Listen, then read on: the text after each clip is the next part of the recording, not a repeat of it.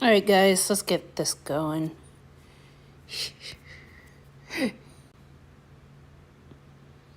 Wait, I just want to make sure before we can begin.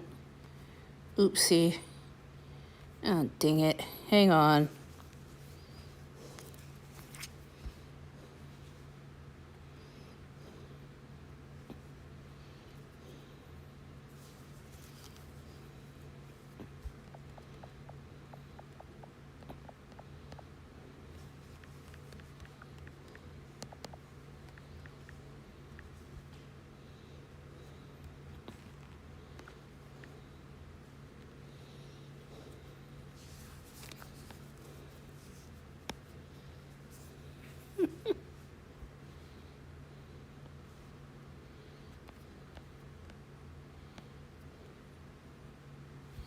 Okay, we're good.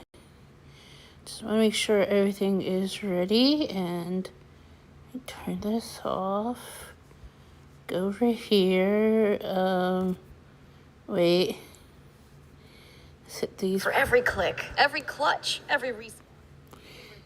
God damn it. I don't care. I'm just going to say something here right now. Well, we can watch this. There we go. Alright, while I'm talking, just want to make sure my stream is up.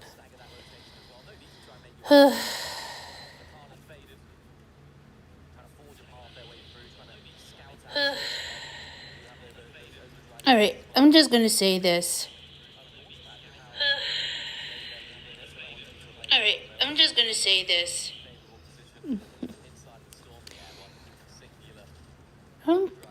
I'm just gonna explain that I don't know why, I just don't know why, EWC gets mad. I mean, there's the sponsor you can see here. Okay, I see what's going on. Everything is reloaded. Yeah. Oh, hoo-hoo, look at this, Gentlemates. Look at Team Gentlemates. You know what, I wish I could do this, but I need a good partner. I mean, wait, Booga's in this? Oh, jeez, this is about to get interesting. Meanwhile, I know everybody's still going to be talking about Call of Duty next, but I don't know. Anyway, I guess I could talk about this. You know, I wish I could find somebody to team up with and we can do this. I mean, and if I could, I don't know, which team which esports org would have to take us? I mean, I would like to play. We'll play for 100 Thieves, as long as Jack Dunlop can back us. I just need a dual partner, and we gotta prove ourselves in front of Courage. Yes, Jack Courage Dunlop. And if I can find a great partner, we can survive all this. I mean, sure. And then we can go ahead and become champions. I mean, I need to get over my fear of flying. I mean, take anxiety pills maybe would help. Of course, I have to travel all the way to, well, Ria next year if I do this. And I have to get into it. But anyway. Okay, Soul, I see. Onic, alright. Joe, you know what? Just show me Booga. VSN North Sherry. You know what? I would love to do the 100 Thieves. Or maybe, you know what? I could do Twisted Minds as long as they can send me a plushie.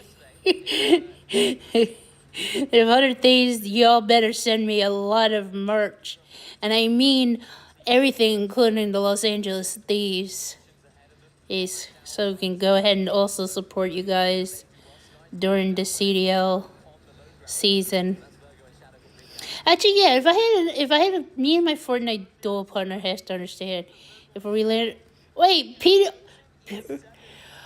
Oh, you gotta be kidding me. Hey, Lachlan's team's in it. Oh, jeez.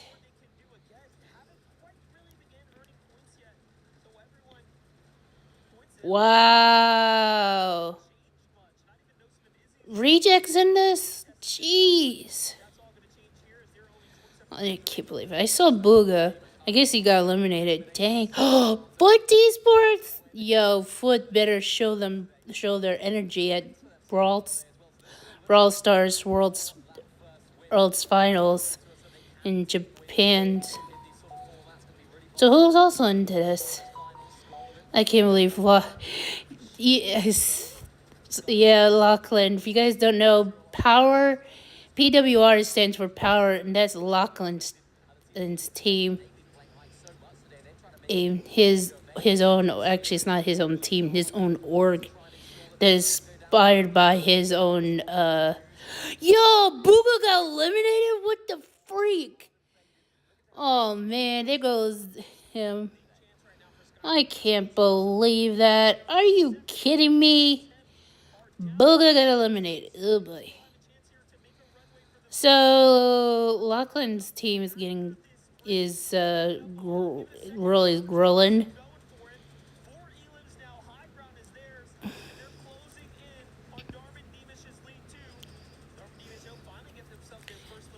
Oh my god.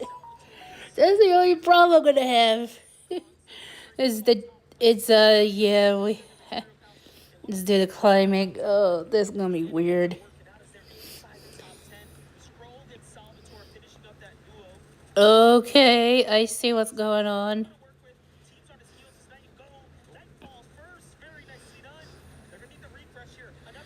Oh, jeez. What the heck? Oh, jeez. So, what the heck?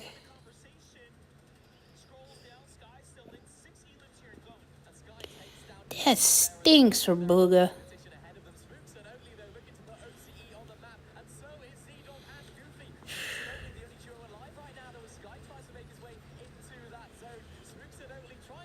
Oh, no way. Who got the win?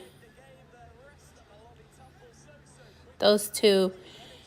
Jogo Spooky Jogo Spooky and Jogo Oatly. Isn't what's his name? Somebody in the creative. No, who is it? Is a content creator might be have that badge. I think you might see the logo, but who the heck has it? I may have to look on X. I know people are going to question me why you want to do that. Hold up. I know I recognize that. But who would have it? Let's see. Was it Typical Gamer? Yep. Knew it. Uh-huh. Typical Gamer is the founder and CEO of Jogo. Well, Typical Gamer, I hope you're happy because your boys are in this. And they just won one match, I guess. Jeez.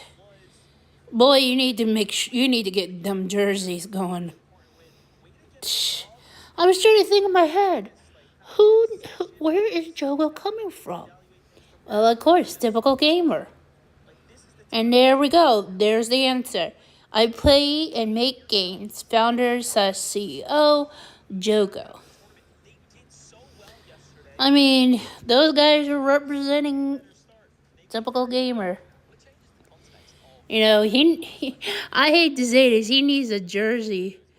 See, if you're ever going to have representation in the Esports World Cup. I mean, I could try to help him. But I was wondering, who has the logo like that? Now I understand. I know who it is. It's Typical Gamer. So Typical Gamer has his team.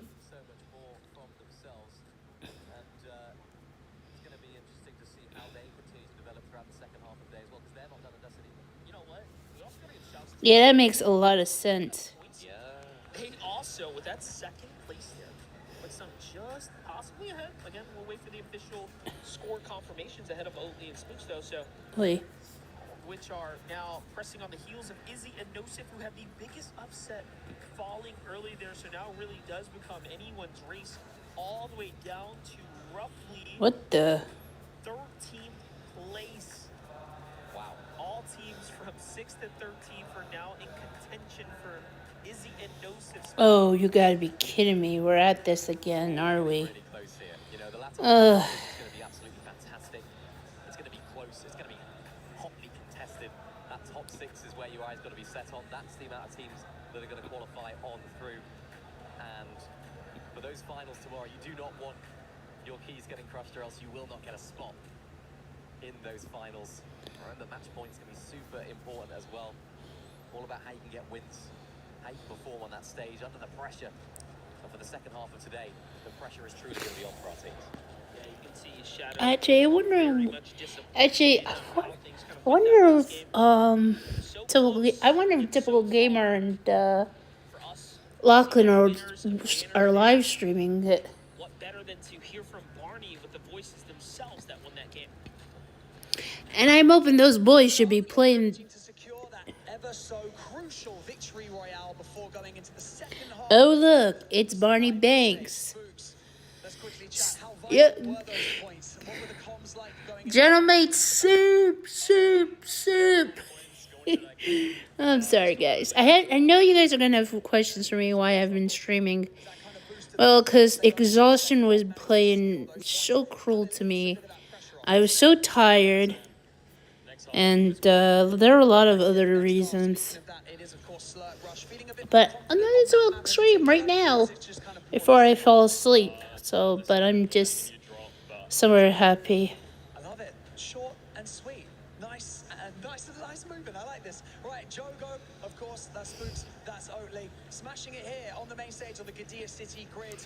But Uh-oh. we've got 5 more maps to go to the close Oh, I can't wait to watch something. Do it. We'll see you guys in the latter half of the day. But for now, let's go back to you guys.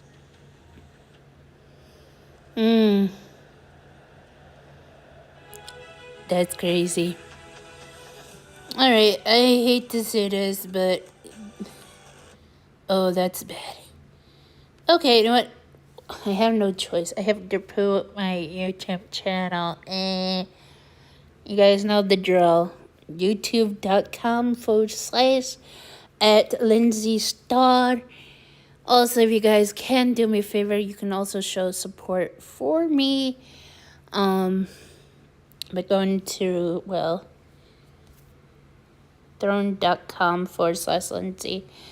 I know I shouldn't be doing this, but we're in a commercial break, you silly goose. And you can see here, I'll just show you. Alright, to understand this. Now, I will say, yes, there will be charges, and depending on what you get. So, for instance, if you want to buy me well, let's just say you want to buy me a gift card, maybe from Amazon. And you want to pay you want to pay me a $5. You're going to get slapped with a 35-cent fee because it's Throne. I know it's ridiculous, but that's how they need to make the money in order to keep the website going.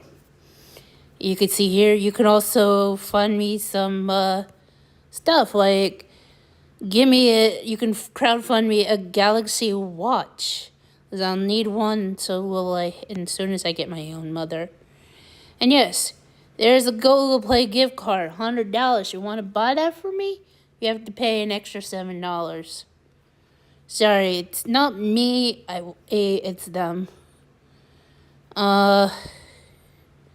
Yeah, some of them go for, I think one of them would go for $1, I would say $1.11 to, one's $1.75. I mean, the more ones for, yeah, I guess you could say the most is the Instacart, or no, anything that says $100 gift card, including like Instacart and others, it will definitely come up to you have to pay a little $7 extra. I know it's ridiculous, but it's the truth, man. All right, let's get back to the show. The biggest, if not the biggest organization. Oh, everybody's still talking. It really feels Okay. Yeah, it's an honor to be in this arc. That is so cool. Obviously, you know, to us, Okay, now I know better. you know, this is the true Jogo, I was trying to think, who is part of Jogo? And I remember there was a content creator, and I thought typical gamer. Now I know he's the founder and CEO, and that man better start finding somebody to do some jerseys, maybe even have a plushie. I think we just woke up on the wrong side of the bed yesterday, I mean, seriously, I think that's what everybody should be doing these days. They should make plushies so they can have a cheering. Yeah, and I think what's interesting Oh, what team is this?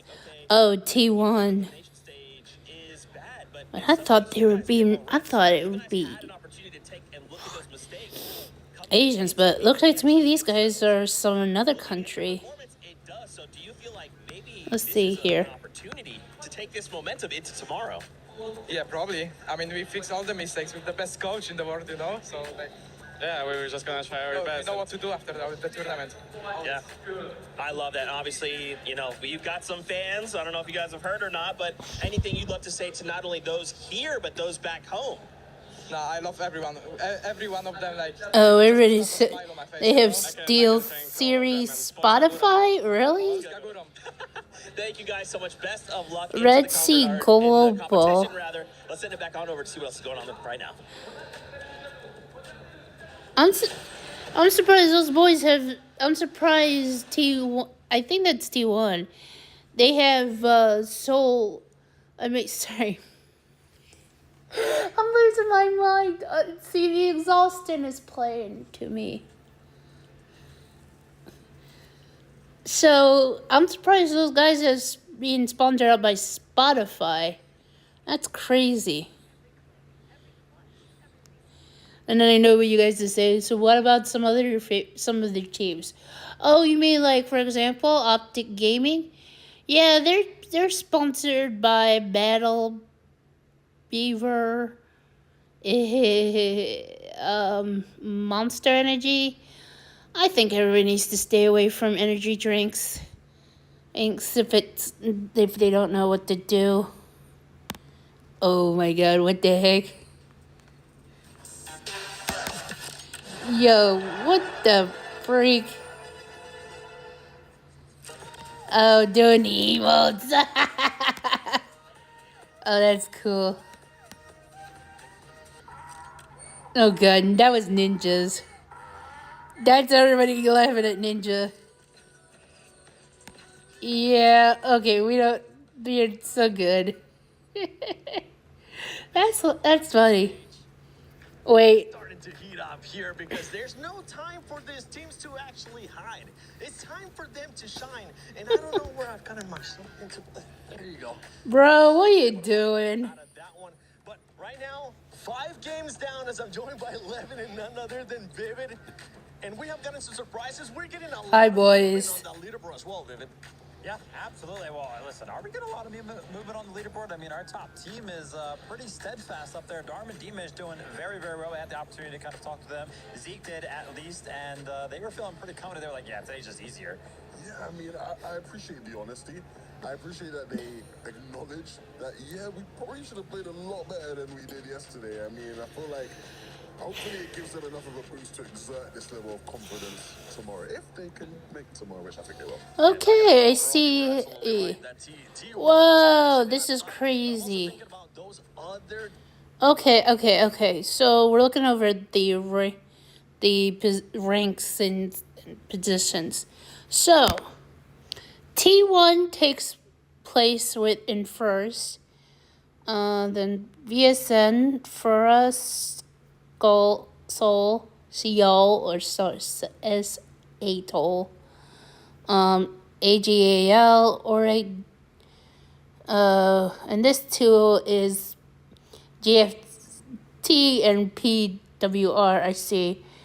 Then, of course, we have,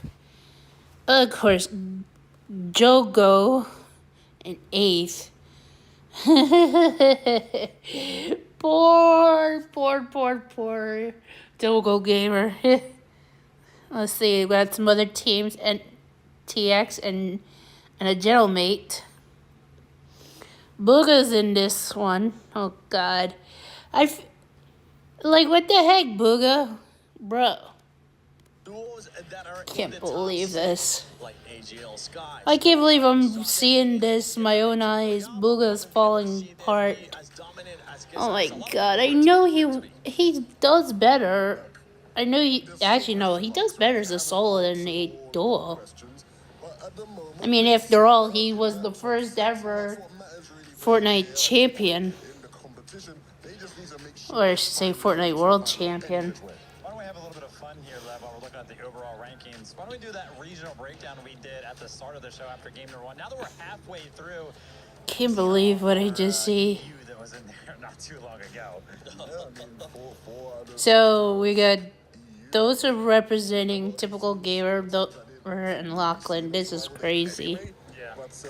I mean, the eliminations, if you compare like Yapko and Panzer. Oh, here we go. The rest. Not only like. Okay, we have F. No, sorry, not F. 5AALDQ8 and VSN M Shari. Then we got RVL. Oh, okay. For 12th. 13th Reject. Oh my God. 14th Zeta Division. I swear, Zeta better bring their energy to the Brawl Stars. Can't believe what I see here. And Foot Esports. Yo, what the freak, Foot? Now I'm gonna start questioning them, especially comes to the Brawl Stars. I can't believe what I'm witnessing.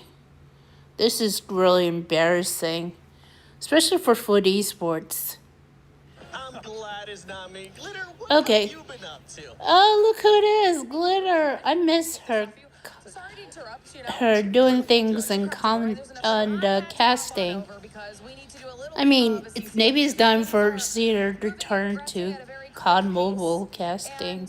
I need to keep you guys updated on what that means overall for us and for the rest of our clubs, okay? So we're gonna run through them all really quickly. First of all, Trackmania almost fully filled in their quarterfinals. Now, for most of the stages, that has meant top 8, not yet for Trackmania because they run in runs of 4, so they're going into their top 16. However, Neon, one of the only non-affiliated players in the tournament, they do 5 maps in a race, set a world record back to back to back to back to back all at once in this one race. Still didn't win. Carl Jr. Oh yeah, I see what's going on here. Yeah, Team Falcons are already winning this.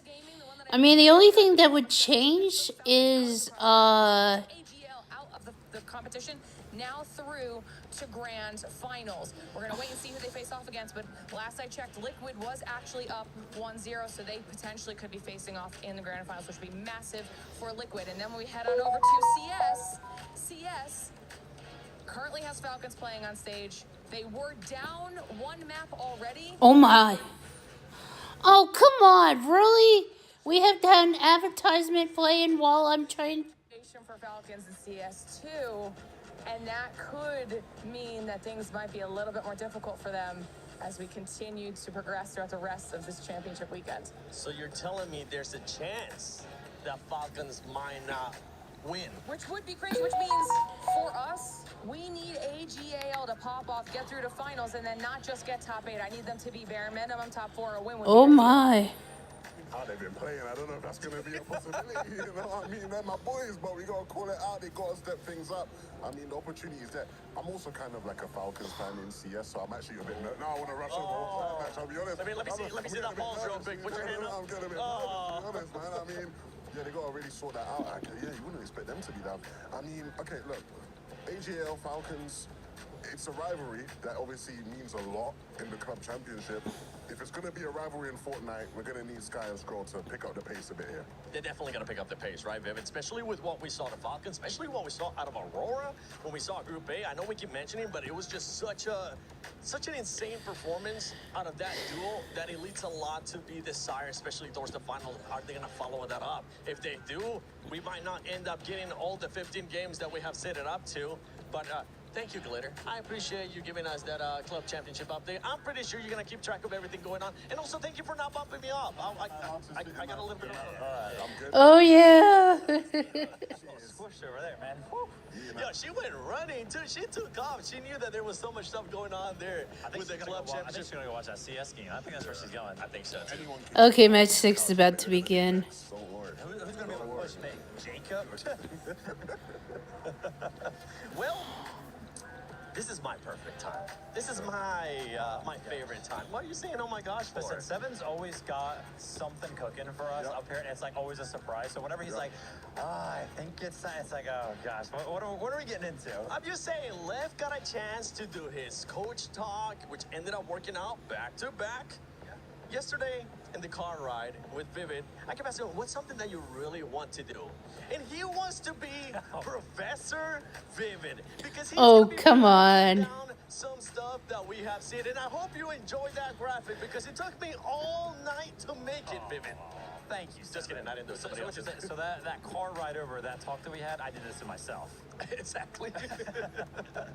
I was just getting some more stuff to see what you wanted to do, but I know you wanted to break some stuff down with the illustration. Yeah, without a doubt. I think, listen, we've been calling on Sky and Scroll a lot, so obviously they got a win earlier here today, and I wanted to kind of break that down and see what was really working for them. Obviously, it's good to kind of break down one of their games, but they are just so good. Why not take the opportunity to see really how good they are as a duo? So I wanted to kind of set the stage here for everybody at home. Listen, we've got Furia. They're up here on the higher ground. You got Gon and Knight. There they are. And if you come all the way down, you see Sky and Scroll down there on the low ground. That's pretty much what we were doing here in this game. We go ahead, start to play this one out. Unfortunately for Gon and Knight, though, you can see that their HP is a little bit low, but they do have the higher ground. No materials for them to work with. Okay. Has this rocket launcher that he is using to kind of apply all the pressure, but this is going to play a big part in doing a lot of damage to one of the members here of Gon. And there it is right there. You can see how much damage got. Okay, so if I get this straight, let me get this straight. If AGL can land themselves in, yeah, it's the same people, AG.AL or something like that, or I'll just say AGAL. If they can get in, You can see Skies over there. Remember, he's the one that actually got hit with all of that damage, but he still commits to the play here for AGAL. And as a result of that commitment, so AGAL needs to get the chance to score points. And if they can win, if they can come up to the top, well, if they can actually win the championship, they may take over. But depending on how Team Falcons are doing. Well, I mean, they got all the ingredients needed for success here today. They do. And This is gonna be crazy. Too, because you were even scared at the beginning of the day. You're like, oh man, are we gonna be getting that high ground just mana that everybody was doing? No, they were able to turn it around. They were able to go from the low ground, go all the way up. But now I got something special for you. Okay, that's not the only clip. You're gonna be get a chance to tell us straight. You're gonna get a chance to tell us straight. You're gonna go from professor to unlicensed body language expert because we gotta take some more clips from these players that we have seen certain things from. Okay. And whether it's smacking tables, whatever the case might be. All right. And what we can do here, Tomash, pull up the illustration again. That way everybody can get a chance to see it as well. You know what, Lev? Listen, I'm gonna scoot a little bit closer to you, right? And you can give me some input as well here. All right, you know what? I think we can all sit here. Why not? Let's just all get in here. Oh god, it's gonna be uncomfortable. To be seen, by the way. So this is gonna be crazy. All right, we got Vic. Let's see what Vic's getting up to. Ooh.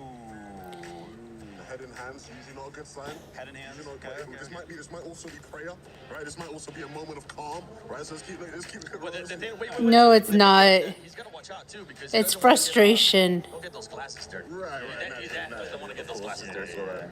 Okay. Well, also, Well, we okay, do have okay, well, you see but the the forehead curls. massage? The Look, curls. He's look, kind of messing up the curls a Watch the little thumbs. bit. No, look, you gotta watch the thumbs here. You see the forehead massage going in right there. It's a relaxation, right? We've all been there in the spa or something when you just start to get in there on the forehead. Relaxation. No, this is actually good. I was worried for a second with the head down, but this is actually good. I like this. You gotta get the makeup removal after the end of the day because shout out to all the makeup artists. They gave us such a great massage at the end too. Oh. Wait a minute. Wait. Are we about to get it? I see the fist is ready. So this right I here, haven't right? seen this. So this right here. Right? Okay. Classic, just, you know, the body language is Right, off here, right? Clear confusion, clear disbelief. You see the cheeks just a bit puffed out, right? Yeah, you can see that he's just not, yeah, let's zoom in on that. Right? The cheek puff, not what you want to see here. But the instinct there, the fist, pulled up, ready to slam. Just winding it up too. Here we go. Let's see what actually happens. Yep. Yeah, he's definitely frustrated. Do that because they are using We their gotta run hands that to back. play too. I gotta see it one more time. Yeah. Can I actually get it in slow? Oh, give me slow mo. Give me slow mo. Oh, wait a minute. No, wait. We gotta go back. No, wait. In. Oh. Yeah. Hey, Yeah. Lev, I need a Lev rating on that desk slam. Well, I'd say that's like a good 6 out of 10. Good 6 What? out of 10 slam. I don't think add in the land factor. I'm giving it an 8. Oh, there we go. I mean, listen. Aaron, look. Emotion is always there for Nico. If we just pause it right there, right? You see, Okay. you got the classic. I don't know the controls here. What do you need? What do you want? What do you want? Right, zoom in right there on the neck. You see the veins popping out the neck. This right here. Okay. This is a sign of passion. Yeah. This is a sign of this is a sign of a man who would have done anything for it. I like it. This is exactly what I need from Vico. Every event. And right now, he's just calling to everybody. He's calling everybody a clown. Everybody clowns. Really? He was able to take it away. Oh, gosh. Unbelievable. Unbelievable. Shout out to Vico, man. Always showing emotion. Love it. We gotta see it Wait. tonight. We gotta see it tonight. Oh, it wasn't a death slam this time. Wait, it was This just... one was a headset offer. Oh. You see, so this one right here, right? Right. Oh, I'll pause it for you. This here, you know, a bit of restraint, right? You see the natural instinct was, you know, in my setup at home, headset off, slamming it down. A bit of restraint, respect that, but still not ideal. Maturing a bit, right? Maturing a bit as we go through. Maturing a bit. You know what's been a constant, though? The duo. Never emotion. No death slams, no headsets kind of almost flying up there. All right, Okay, we got the last one coming We got up. one more here. Jeez. Oh. Oh, yeah, there. Oh, wait a minute. Okay. Okay. When you That was compare weak. that That was slam, weak. Let's go back. Because I want to actually pause here. Look at this. You see this? Okay. We got to zoom in, or we got to highlight, okay? The point towards the monitor, right? Yeah. And then the facial expression. Who's he looking at? He's looking at his teammate. He's looking at his teammate. Yeah. This has to be Jeez. clear sign of teammate blaming. Has to be. I thought he was about to pull a summit and just punch the monitor. No, I think you got it all wrong there. You don't think it's teammate blaming? I think this is like... He's literally pointing, like, this is what you did wrong. No. This is like a clear... I can't believe this is happening. Like, are you seeing this right now? Like, are you seeing it? That was like a clear... Yeah, no, that was like the most obvious, like, brother, are you seeing what I'm seeing right now? Like, that's what I was reading from that one, so... Okay. Oh, boys. Things are starting to get spicy. Say you're a Falcons fan. Falcons have just lost in Counter-Strike, ladies and gentlemen. So that club championship, it's wide open. I'm sorry, Levin. I'm sorry to be the bearer of bad news, but if you are an AGAL fan, this opens the door as well. They need to make sure they perform and they need to make sure they get into the finals. They need those points. Listen, we saw it. We were taking a look at that leaderboard. They were only trailing. AGAL were only trailing by 300 points behind. Falcons eliminated from CS2? Big blow. Oh my god. Honestly, I need to be consoled right now. Like, I need. Yeah, this is a crazy opportunity. I think I need a I know it. Okay, you turn that team. Vivid and I see what Barney is currently up to. I'm sorry, man. There's still a chance. It's okay. There's a different Yo, what the heck?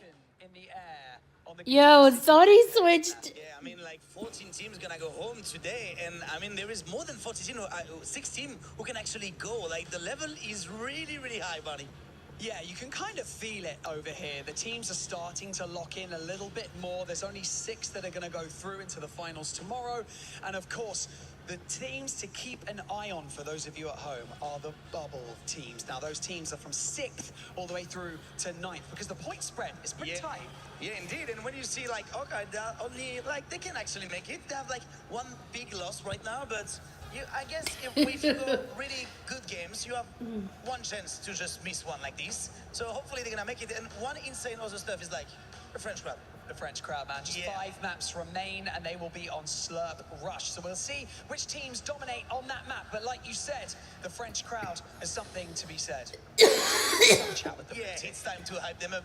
Mesdames et messieurs, vous êtes prêts? Quand je vais vous demander de faire du bruit, c'est toute la partie gauche qui va crier. Quand c'est Bardi qui va demander toute la partie droite. Ma partie à moi, faites du bruit!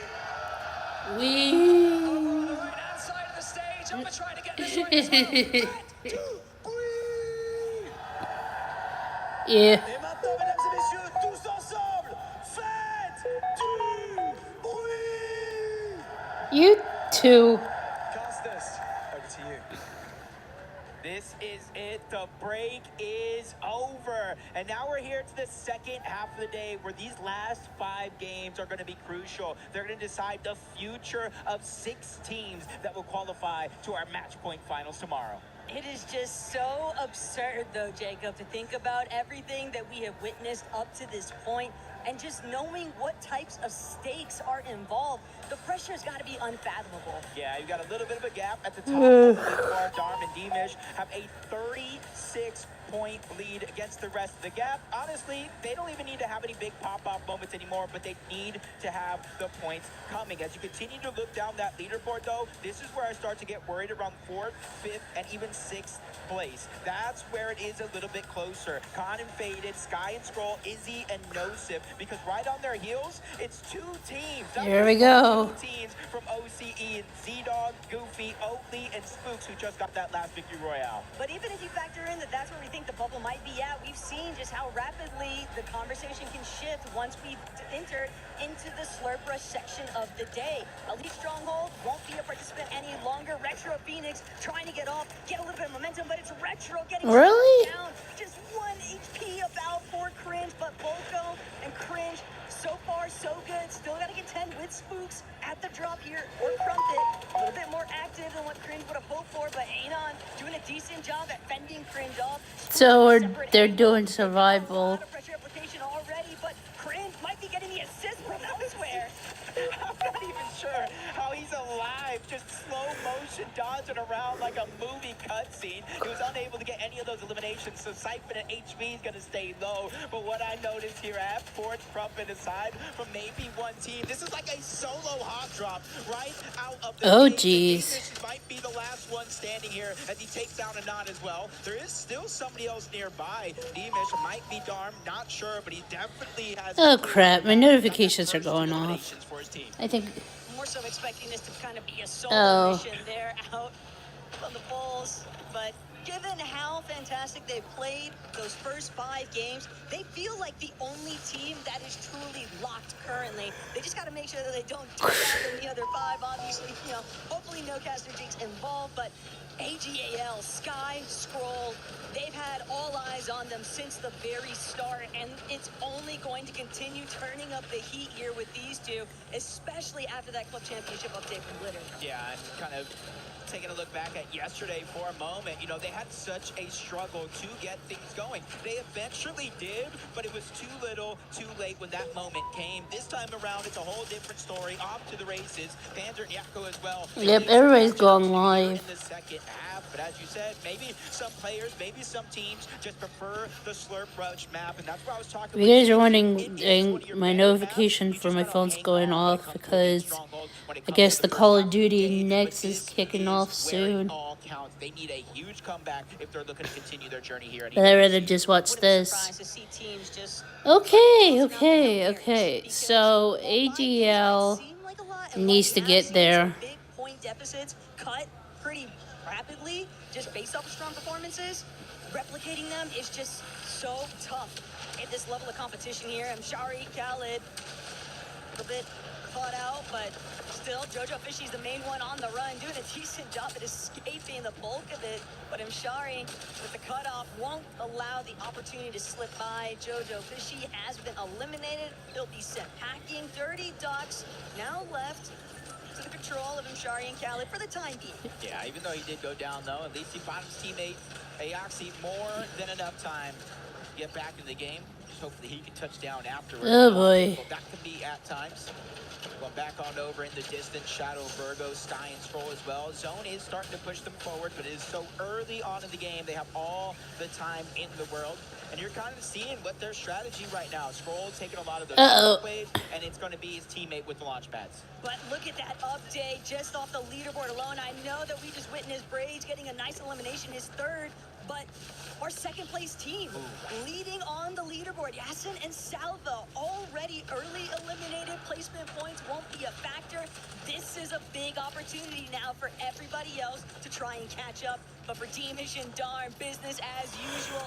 Goofy and Z-Dog, they want to hold their own. They want to stand tall up against Bull and Shadow even. Starting to get a little bit involved here. And that's going to cause Teamish to come to a little bit of a pause here. You don't want to go with full reckless abandonment and get third party. Yeah, especially since Virgo does have a teammate in Shadow that is going to be nearby. I think Z-Dog's teammate getting back to the game as well. So Slurpee looking a little bit crowded here in a moment. You see in the distance, Z-Dog getting tagged up. That was a freshly respawn player. Darm and Davis go on the attack. They get one. Goofy's trying to stay alive. 12 seconds is the name of the game. Luckily for him, they get distracted by Shadow and Virgo. And that's something that happens. Yeah, everybody needs to head to the circle. Like, don't waste fighting out on the outskirts or in the store. Pressure relief can go a long way here, but darn Deemish, they have really been riled up by Shadow and Virgo's debut here. Darn Deemish still gonna be forced to kind of reconnect. Virgo also falling back, but he's just taking shots from so many different angles. Won't be able to escape. The pressure is overwhelming here as Deemish now collects. Darn even gonna opt to head straight towards that slurp truck. Shadow, he is just hoping that he can buy enough time, make sure that his duo is able to at least reboot back into this one. Yeah, but Darm Demons have a clue. They know he's somewhere. They don't know his exact spot, and they're going to get a lot of information because his duo is going to spawn right above towards the safe side of the zone. That's Virgo just trying to land 10 toes down, but he's immediately getting chased. What? Throughout both of our group stage days, once a team has you kind of isolated around the rest of the map, they get that initial elimination, and they chase, and they chase, and they chase to get Elim after Elim, and that's their fifth one of the game now. And it's the worst of both worlds, right? Because for Shadow and Virgo, obviously they need an opportunity to stabilize in this match, but also they need an opportunity to play catch-up. But for Darm and Deemish, they're just further extending that lead and forcing the rest of the lobby to only think about that next 5 spots left up for grabs here. Still, pressure's packing in. Stevie, Stacks, Knight, and Fury were gone, doing what they can for the Fury organization. They came so close in yesterday's competition, just barely missing out. But it was obvious that the potential was 1,000% there for the Brazilians. Yeah, it's just that one was just so stacked, and overall just so close up a leaderboard. Last game really deciding so much. Tomat in that first group stage, they narrowly Don't mind me, got guys. that bottom I'm just three, getting a up. chance to play here today. Sky and Scroll continue early game aggression. Their second one of the match, but this is how they found them. Don't mind me, I'm just getting up. Slipping, the lurk from up above. Oh, jeez. And that's what starts their momentum here in this game. Goofy, Z-Dog, though, on the other foot, are trying to gain some traction. They haven't gotten elimination yet, but that doesn't mean they're going to stop trying. In a way, they're kind of picking back up where they'd originally left off against the likes of Darm and Deemish before they were distracted by the Shadow and Virgo fiasco. But Deemish and Darm, they've just done such a great job controlling everything that's been happening around Slurpee Swamp. And when you have such a central position on the map so heavily on lockdown, Deemish Darm are just going to continue posing problems for teams that would be hoping to just pick up any scattered leftovers for a recovery play. Now, this could be a big opportunity, though, for Goofy and Z-Dog. If they can pick up this elimination, the amount of loot they're going to be able to get is massive. Z-Dog, only 3 shots left. I want to hear him palm that over to Goofy. That way they can kind of put him in fighting capabilities. A couple misses, that's going to be it from Z-Dog. And you don't want to miss against Darm, Demas, who've been floating around, Shadow and Virgo, who's been around. You can see Phoenix in the distance as well. And don't let it look too comfortable here. These guys are in the zone. 1 second, 1 damage per, and it's going to ramp up to 2 tick per here in the next zone as well. Still, teams more than content. But from Darman Demish's position, all of this constant fighting, it's sort of left them in a bit of a pickle. They are going to need some refarm to be present. But Braids immediately 180 what looks so just promising slap the initially screen. against the likes of Yuma and Koyota has now been turned on its head. Fuga trying to do what he can to pick up the pieces, but he'll be forced to drop, forced to just go fully on the defensive. He doesn't want to get picked off every single match. They need to convert into late game placements if they realistically want to climb into that top 6 contention point. And Koyota and Yuma are in the exact same position, but now it's only Braids left to try and escape the line of sight. Yeah, this is the worst possible time in the game to have things like this going down. Fifth zone, yeah, you can't reboot back in. You get a little bit of a pseudo loadout, but where are you going to drop? Especially when your teammate Booga is already in the zone, and they started this game around 23 points away from that first qualification spot that they need. So they got to figure out a way to kind of pick it up and pull it together, reunite as a team in the same box. There is still time to make that possible. Even see Oakley and Spooks making their way in 5 eliminations. And I think the first time we saw them yesterday, that was kind of their proving ground. And I think they have such a great performance, all things considered, that they're coming in today with full confidence.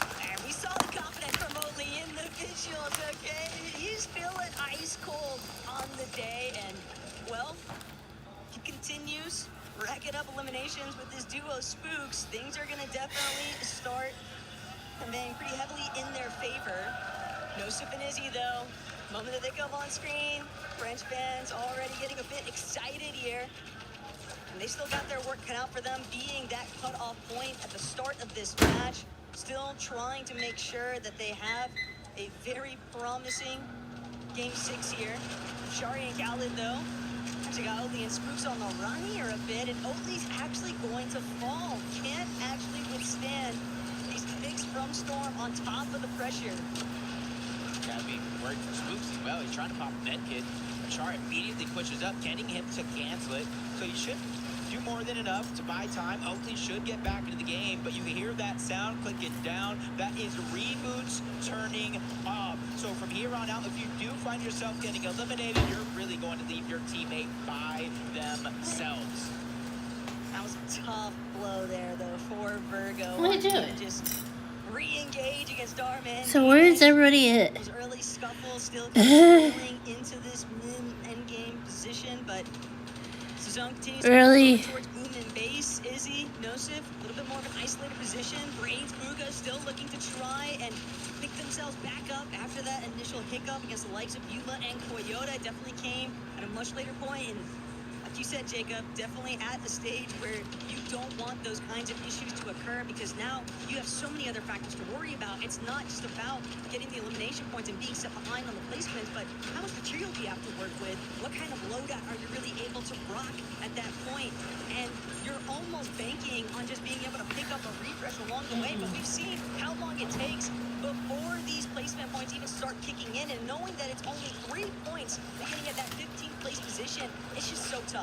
Yeah, especially since where those points actually do start to set in, around the 10th zone, almost the full entirety of the game that you're playing out, almost be met with absolutely nothing as the zone pulls on over towards the western side. That kind of alleviates a little bit of pressure from the lobby, but we have a bridge, we have a slope. You got to watch out for those changes. Spooks as well, getting straight from the side. Reboots are turned off, so it's very imperative for him to stay alive. But it's multiple teams joining in on the fun, and even with almost no answers, burning through all his material. He does find a way out, but it's separated from Oakley up until now. He gets knocked trying to close the distance. Oakley has to decide, do I be the hero, or do I try to stay alive and get some more points? Zero forgiveness there from the lobby. That focus was just too brutal to contend with, and it's so devastating because Oakley and Spooks, they initially looked strong, initially looked promising, but Oakley's down to his final 2 builds. He is cooked right now, Jacob. Way too many healthy players alongside him, and Aoxy and Jojo Fishy aren't really in much better of a position. Jojo gonna take the leftover materials from Aoxy just in case he can't pull off the revive, but as it currently stands, the whole lobby's already looking their way. Yeah, does look like they might be able to survive though. Holding the walls, getting the revive. Sky and Troll feeling a little bit of that pressure from underneath. Khalid and Char doing a good job causing a little bit of distraction, but you gotta be careful. Sky and Troll looking like they're fighting back, and there goes the pressure relieving shot for one, but multiple teams, Beaton and Edson from underneath, grab him straight down into the box and take down Sky. Sky seemed so prepared to try. He seemed so confident that he was going to be able to convert that into a steady knock elimination credit. But now instead, Izzy Nosif trying to take up the forefront of that frontside position. We can see exactly where things went south for Ajaxi, Jokovici, and Oatly. All those teams that were just on the outskirts of the zone, the moment they try to make their way forward, immediately punished for it. I'm trying to contain myself seeing some of those shots right now, but if I continue to see more, be careful out there, y'all, because this one is continuing to heat up, but you still have Darman Demas in this game. That is our first place team so far. Again, at a certain point in this entire day, if Darman Demas keep playing the way they will, it's going to be mathematically impossible for them not to qualify, which would leave one spot left underneath them that is unincapable of being taken over. Booga and Braids, though, they need a good game here. Sky and Scroll need to continue to hold on. And then Sky and Scroll, yesterday, they had a lot of troubles, but this is what kept them in the game, their solo prowess. Yeah, but just look at that club championship leaderboard lining up on the side of it and knowing that Scroll needs to come up with yet another solo clutch position because all of those placement points, they have to secure their spot in finals. He knows exactly what's at stake, not just for his position in this tournament, but for his organization as a whole inside of EWC. Especially since he's in 5th place overall. Top 6 qualifies. He may not be the line, but he's close enough to the line where he's starting to build that pressure. Booga and Braids underneath where they need to be. Wait for that perfect moment. Zone reveals itself, trying to shockwave in the box, make it easy. It's gone up above. He has the bow. He's just destroying everybody underneath. Scroll's going to narrowly be able to save that one by the hair of the chinny chin chin. But we got Exotics, we got Mythics, we got everything we need on the high ground. And we also just saw Izzy and Nosif getting eliminated. That means 6th place now at the mercy of the results of this game. Gone and Knight, though, they are not letting up by any means. This steady pressure from overhead is just going to be so problematic. Teams are all getting crushed underneath this boombo, and not only that, but Scroll, he's actually managed to build up a little bit of shield, but might have spoken a little bit too soon here, Jacob. Scroll's managed to conceal himself a little bit inside of the tree point, but Gone at Night, they're just so stacked. It's just unrelenting pressure. Another knock from up above. They're really giving nobody a chance to look up, and it's forcing everybody down below to meet each other just like this. Big shot from Virgo, but it's not going to be enough. Edson, and another big run here. They were the ones that initially took down Scroll as well. Scroll, though, coming back into it. He's at least low enough, and concealed is out of the bush. Just the outside, out margins. of line, that might be the mentality, but Darm gets where he's headed straight to the high ground. Faded and Khan, they've worked their way up, but Darm, even as a solo, able to kind of present this facade that he's still got plenty life left in the tank here. But Scroll, big knock onto Z-Dog at 7, eventually going to start carrying over, helping him out potentially, but he needs it to come sooner rather than later. And Scroll finally starting to get that little bit of weight online, but it's just too little too late. Only a top 11 or even 12 performance in that one. Not necessarily where you want to finish, especially when you're in the running. Darm still by himself. He is literally running around, scrambling, trying to find the answer here. A little cubby off towards the side, but uses his last materials to make sure it's safe. A new high ground team up above, Cringe and Vocal. 135 points and counting here. And they're in the best position with the rocket launcher from up above. The double RPG fiasco, too, for these teams underneath, but Cringe tries to take a moment to heal. Gone gonna get a little chunk out of his HP for it. Gone now, looking overhead. Doesn't get the shot to connect onto Khan instead. Forced to drop. Frontside low position, though, not a bad spot to be in. Looking back with no materials, but Booga, the Lion, he's trying to roar. Just needs to come up with one elimination. A little bit of material, picks it up off the ground. Oh, no. The body sight, the material. Come on, Booga, do better, man. Into the storm, and he found the exotic Slapberry Fist. Did he get off in time? That's gonna be the big question. I do think he did, but they spotted him out in the corner. First shot's gonna take down Shield. They go and try to dive back into the zone to take him out. Voco does, and they take high ground, and they take the game. This was a huge moment, too, for Cringe and Volko. You see that little bit of relief, the mini celebration, but they know they still have quite the uphill battle before they are comfortably in position on that leaderboard for the top 6. But even one victory royale, starting off the second half in that manner, is enough to give a huge momentum swing potentially later on. But Booga, all things considered, that was a very strong out of him. They needed those placement points. Yeah, Booga just kind of keeping themselves going. He started that game 140 points. I said it was around 23 points away from Izzy and Osif on that leaderboard. So not only did we see second place go down early, we saw Sky and Scroll go down around top 11, and that's going to go ahead and alleviate some of that pressure off of the rest of the leaderboard. It's not going to be perfect here, but we still got plenty of games to go for some of these teams to continue to try to close that gap.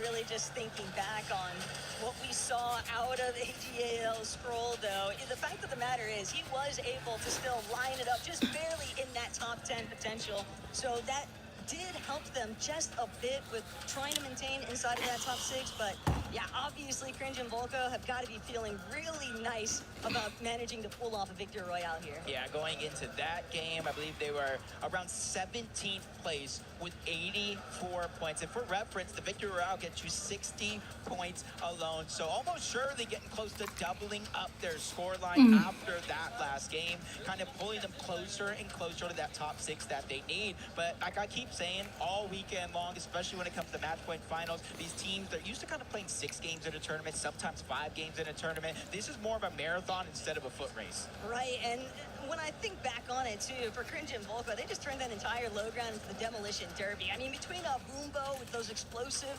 arrows and then on top of the RPGs, there was really nowhere left to try and hide things out because all the builds are just being imploded within seconds. Yeah, it's gone in night. You're talking about with that Boombo on the high ground. We literally had explosive on high ground, they lose it, and then a whole nother team with explosive on the high ground. But gone in night, even though they did not win that game, they still performed well enough, making it deep into the game to kind of hold their position atop that leaderboard. May not be the #1 spot, but they definitely pulled themselves close. And just like that, we got a glimpse into what to expect for more of the games still to come. So make sure you guys go ahead and grab yourself a little refreshment, and we'll be right back.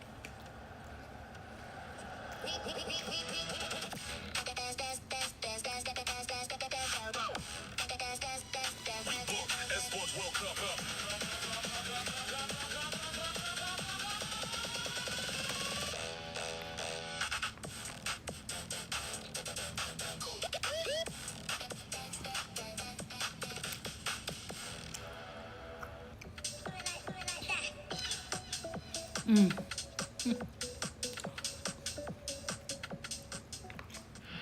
lot of people are haunted by their past. I'm inspired by it. They're not just playing for themselves, they're really playing for their entire family. They have defeated their demons. They have crushed the curse. It's starting to heat up here in Fortnite Reload Championship at EWC 26 Survival Day. Welcome back, everybody. My name is the 7WG, joined by Meanie, Kelly, and Vivid. Meanie, you... The impossible doesn't happen. Ooh. It happens in the hours nobody sees. It starts with a thought that turns into a dream. Reach your impossible. The impossible doesn't happen overnight. It happens in the hours nobody sees. It starts with a thought that turns into a dream. Reach your impossible. Even with so much going on throughout the day, it might be a little late, but it might not be too late. I gotta talk about Booga, right? Obviously, saw Booga and Braze, a little bit of highlights there. Honestly, the biggest highlight of the game for me was Booga kind of clutching up a couple of extra points towards the end of that game, right? Dipping out into the storm, getting the heals required. And this is what we needed to see out of Booga and Braze. Actually, listen, if we're going to keep talking about these coach segments, right? Oh, Minnie had one, Levin had one, I had one. Taco was actually calling on Booga and Braze not too long ago to see kind of what they can do. And yeah, off the back foot of that performance, you got to imagine Booga and Braze got to be flying up the leaderboard. You gotta talk about flying up the leaderboard 7. I can't wait to see it because Cringe and Volko, they were quite a ways down towards the bottom, and after a great performance there, I'm very, very interested to see where they're going to be standing. Kind of reminds me a little bit of what we saw yesterday out of JoJo Fishy, except that they waited until the final match to be able to do it. Glad that that's not the case here. But so far, you actually got a chance to cast the first 5 games. What was surprising to you in those first 5 games as we're looking at the overall rank? And actually, before you even answer that, we can see how close everything is. And we're going to be keeping a close eye on that 6th to 7th place because there is a bit of a gap, Minnie. Yeah, absolutely. I mean, Vivi was just talking about it right there. How important that solo clutch right there from Booga truly was. Puts them in that 6th place spot by a decent chunk as well. Izzy and Nosif just falling off slightly, slipping on down that leaderboard. But to answer the question, my biggest surprise, I think, for me, is how good those OCE duos are doing. Z-Dog, Goofy, Oatley, and Spooks. You see them there. Yeah, I see what's going on. I knew that they were going to come into this competition feeling a lot of confidence because they did so well in the group stage. But truly, I didn't think they could keep it up in this survival stage. So they still put themselves in contention, Kelly. And I love they're kind of bringing two different elements to that style. We have one that's going for the eliminations. That's Oatley and Spooks, and we saw that do that yesterday. And Z-Dog and Goofy are definitely going for the placement heavy, and that seems to be working out in their favor just a little bit more. It seems like a lot of these duos that aren't Darman, Deemish, Gone, and Knight are kind of going for more of the passive play style. And you can see just how many elimination points Darman, Deemish are able to gain right now. I don't think anyone's really fighting for first right now, but definitely that 6th place spot has plenty of teams well within contention. Darm and Deemish are entering a territory in which they may not even be able to get knocked out of those top 6, right? If we were taking a look at the points there between 1st and 6th place, it was like 122 points. So a big lead for Darm and Deemish there. Let's go ahead and take a look at the 2nd page. I see what's going on here. Teams have to do. I can tell you in 10th place, right, when we were talking about Oatley and Spooks, they were on 168 points. So even though you see, you know, the likes of Tama and Mofo, Shadow and Virgo over towards this side, I mean, 156 points for Yuma and Koyota. If they just go ahead and pick up 12 points and they jump all the way up to 10, which we already kind of talked about how close 6th to 10th was, still a lot of potential for a lot of these teams. Yeah, I'm glad you're bringing that up because of how close everything is. 6 games have gone by. We still got 4 more to go. It is getting, I mean, the pressure's just going to start getting to these teams. I can't wait to see who is going to be shining, who's going to be in that top 6. But for now, let's see what's going to be happening in game number 7. 7, it's not just the players that the pressure is getting to. As a fan of Fortnite, it's getting to me as well.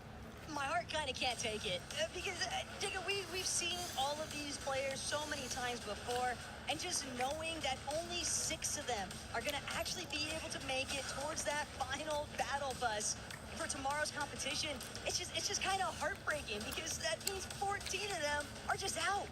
Yeah, and especially since you played all year to get to this stage 4, different qualifiers. And then I feel like it was history that, I think Vivid said it, that Fortnite Competitive tweeted it, that every region this team, or this weekend, got at least one victory royale. Somebody needs to fact check me. Is that the first time it's ever happened? History continues to be made in Fortnite, which is amazing. But look at these players just dropping like flies over here at Steamy Stacks. Deemish is down. Darm still floating. He's headed straight towards their initial drop, but for Panther, Booga, Braze, everyone else left in a bit of a scramble here. It's every man for himself just about. Phoenix and Retro also still trying to be involved in the party that's been breaking out, but Braze, What the? Already? escaping. The doom of Steamy Stacks is now Panzer, Yapko, seemingly like have a fire lit underneath them. They are trying to gauge whether or not it's going to be possible to actually take out Edson, but currently in a little bit of a safe position. That could change in just a moment. Oh, Panzer actually can get the turnaround. Yapko hopefully will be able to secure this elimination, but no, instead he's getting chased out, but an entirely different team. There will be no opportunities. In fact, Yapko, he just has to stay alive because Panzer, it's all about the reboot. I think you did it. I think it's about enough time. Yep. Panzer is going to be back. And you can kind of see in the mini-map, he's trying to decide where he's going to go, because just respawning is even half the battle, especially when so many teams are looking on over in your direction. But it does look like Retro is kind of holding down the fort towards CB Stacks. Edson's down below. Yapko's there as well. And it just seems like game after game is a solo hot drop right out of the gates. Best man surviving. Get your team some points. Retro knows that Edson is just a sliver of HP away from going down. His 5th elimination of the game, and a good 15-point start from a team that needs it. Cue the Benny Hill theme music, though, because Edson's making it work for it. Retro nearly gets put into the dirt, but will fortunately be able to secure the elimination here. 5 in total, though. So this action that took place at Steamy Stacks, if Retro and Phoenix can walk away from it, surviving it, that's actually going to be a pretty big upswing towards their points. Yep. See, though, Edson backtracking over here. Probably trying to lend a helping hand to Edson, who's just been running around with no shields, to be honest. Retro found him out. Game of hide and seek for at least that elimination is going to be over. His 5th one out of the gate, 6th one of the team. And this is what I've been wanting to see from some of the teams that need it. There's very few opportunities left, and why not just go ahead and throw everything out there so that way, if it does come out that you do not get top 6, at least you go home with no regrets. Hey, if you throw enough stuff at the wall, you never know what's going to stick. But for PAZin and Edson, not too sold on the fact that this was actually where they want to continue trying to hedge their bets, because PAZin, Edson, they are just going through the blender right now. Just so many bodies here at Steamy Stacks, and now it's all down to Edson to potentially create a little bit of space here, give them some time to actually recover. But Aoxy and Jojo Fishy, the early eliminations at Steamy Stacks, ultimately going to put a dagger in their game plan for this lobby. They've been fully eliminated. Here we have Gone, part of the team of him and Knight in this one as well. They moved up to 2nd place in that game, so it surprises me just a little bit that they're willing to get their hands dirty this early on. Sky and Scroll trying to go after a chase. Virgo's stuck by himself. Don't see Shadow, but I see a shot that's going to hit. Unfortunately enough, the numbers game Taco just works too strongly against him. It's a great execution there, too, by Sky and Scroll. The way that they just went for that full pincer. Virgo could only defend so many angles from the 2, so solid elimination sequence. And Sky, Scroll, now intending fully on just making sure that they continue to at least pull off into those endgame moments. They're already within that top 6 threshold. If they can make it to finals, that's going to be a huge benefit towards their mental, and so much relief, because we're talking about the club championship that's at stake and those points involved, but it's also just knowing how many teams don't want Sky and Scroll in the finals. Yeah, I think teams just realize, back-to-back major champions, almost winning the summit, and just coming in here, these cannot let a team continue to dominate. You see in Salvatore, they went down very, very early in that last game. They gave up their 2nd place spot, but they're still inside of the top 6 bubble, so they need to make sure that they don't have those same mistakes again, because that's going to put them on the back foot and may push them into desperation mode. You can ensure that the part of the Middle East is certainly with these 2 right now, since they have had such a prosperous journey in today's competition. But survival phase is brutal for all parties involved. Darm will finally be eliminated here. Unfortunately for Edson and PAZin, it's not like he really had too many goodies for them to take advantage of, but it at least helps to stem the bleeding a bit, and they will have an opportunity now to actually play things a bit more passive. Yeah, that start over at Steamy Stacks looking a little scary at one point. Edson literally running around into PAZin, coming in saving the day, but now that they have each other's back here, Oh yeah, that's the good stuff. and slowly but surely progressing their game, just like you said. Not too many teams nearby this location, but as they got that one elimination, you saw the surviving duo immediately disengage towards the north, further and further away from where you're going to reboot into, but at least he's giving him a shot. Khan gets one down. Fade is going to follow up as well. Yuma's the one that they get the elimination on, and they're not necessarily in a hurry to leave the Slurpee Swamp just yet. There's just so many heals available at Slurpee Swamp, so there's really no pressure to leave unless it starts to get a little bit too crowded. Then we know how rowdy the third party actually can get, but as long as you have the bulk control of the rooftops, hey, anything can happen here. But for Yakko, you can't afford to go down just yet. They've been on a tear already in this lobby, 5 eliminations in total, but they don't want to be doused out just yet. They've got to keep the flame alive here. They need to start having some big endgame moments for the placement points to ultimately factor into their scorecard. But for Darm and Demish, they've got nothing to lose here, Jacob. Darm willing to contribute everything he has in store towards this engagement, because worst case scenario, Demish off somewhere else, safe and sound. And not only that, Darm fully understanding other teams now starting to close in on his position. He doesn't even get the benefit of that aggression onto Yapko, but Anon and Meza might punish him for sticking around too long. Yeah, they played that one perfect so far. Because Darm was so stalled out in that fight, they snuck up against, I believe it was him and Yapko for so long. They got Panzer out of the sky, they took down Yapko, and now they're working on Darm next. They're trying That's to keep crazy. in this tournament. All it takes is one foot in front of the other. No large leaps, just small steps, one at a time. They do find that elimination. Sorry, on guys. Darm. That's their 8th one of the game, bringing them up to 24 points off straight eliminations alone. But it's already obvious just how many more teams are willing to just go all out aggressive currently, because they know 3 elimination points apiece, that is going to be the ultimate catch-up factor. Some of these teams recognizing the fact we are too far away. Even if we're consistent with our placements, the odds of us just being able to play on a huge conversion of points between one good endgame placement in top 5, you know, somewhere around that 30 points and plus threshold, and double-digit eliminations, you're looking at anywhere between a 70-plus point upswing, and that just makes a big difference. Definitely does. And that's exactly what they're trying to do here. 9 eliminations, 10 eliminations for Anon and Bazin. Enough is enough from these guys. And I think this is the quickest teams have been fully eliminated out of lobbies so far. We're down to the top 16. One more team falling. Placement points will start to set in. And this is what you would expect to see somewhere near games 9, 10 of this tourney day, but I think knowing that it is the last, There we go. There's Booga. causing everybody else to just crank it up one notch further. So everybody's still in this. Just go. Who the heck's over Stevie Stacks? I'm looking at the map right now. Solo player all the way up towards the top.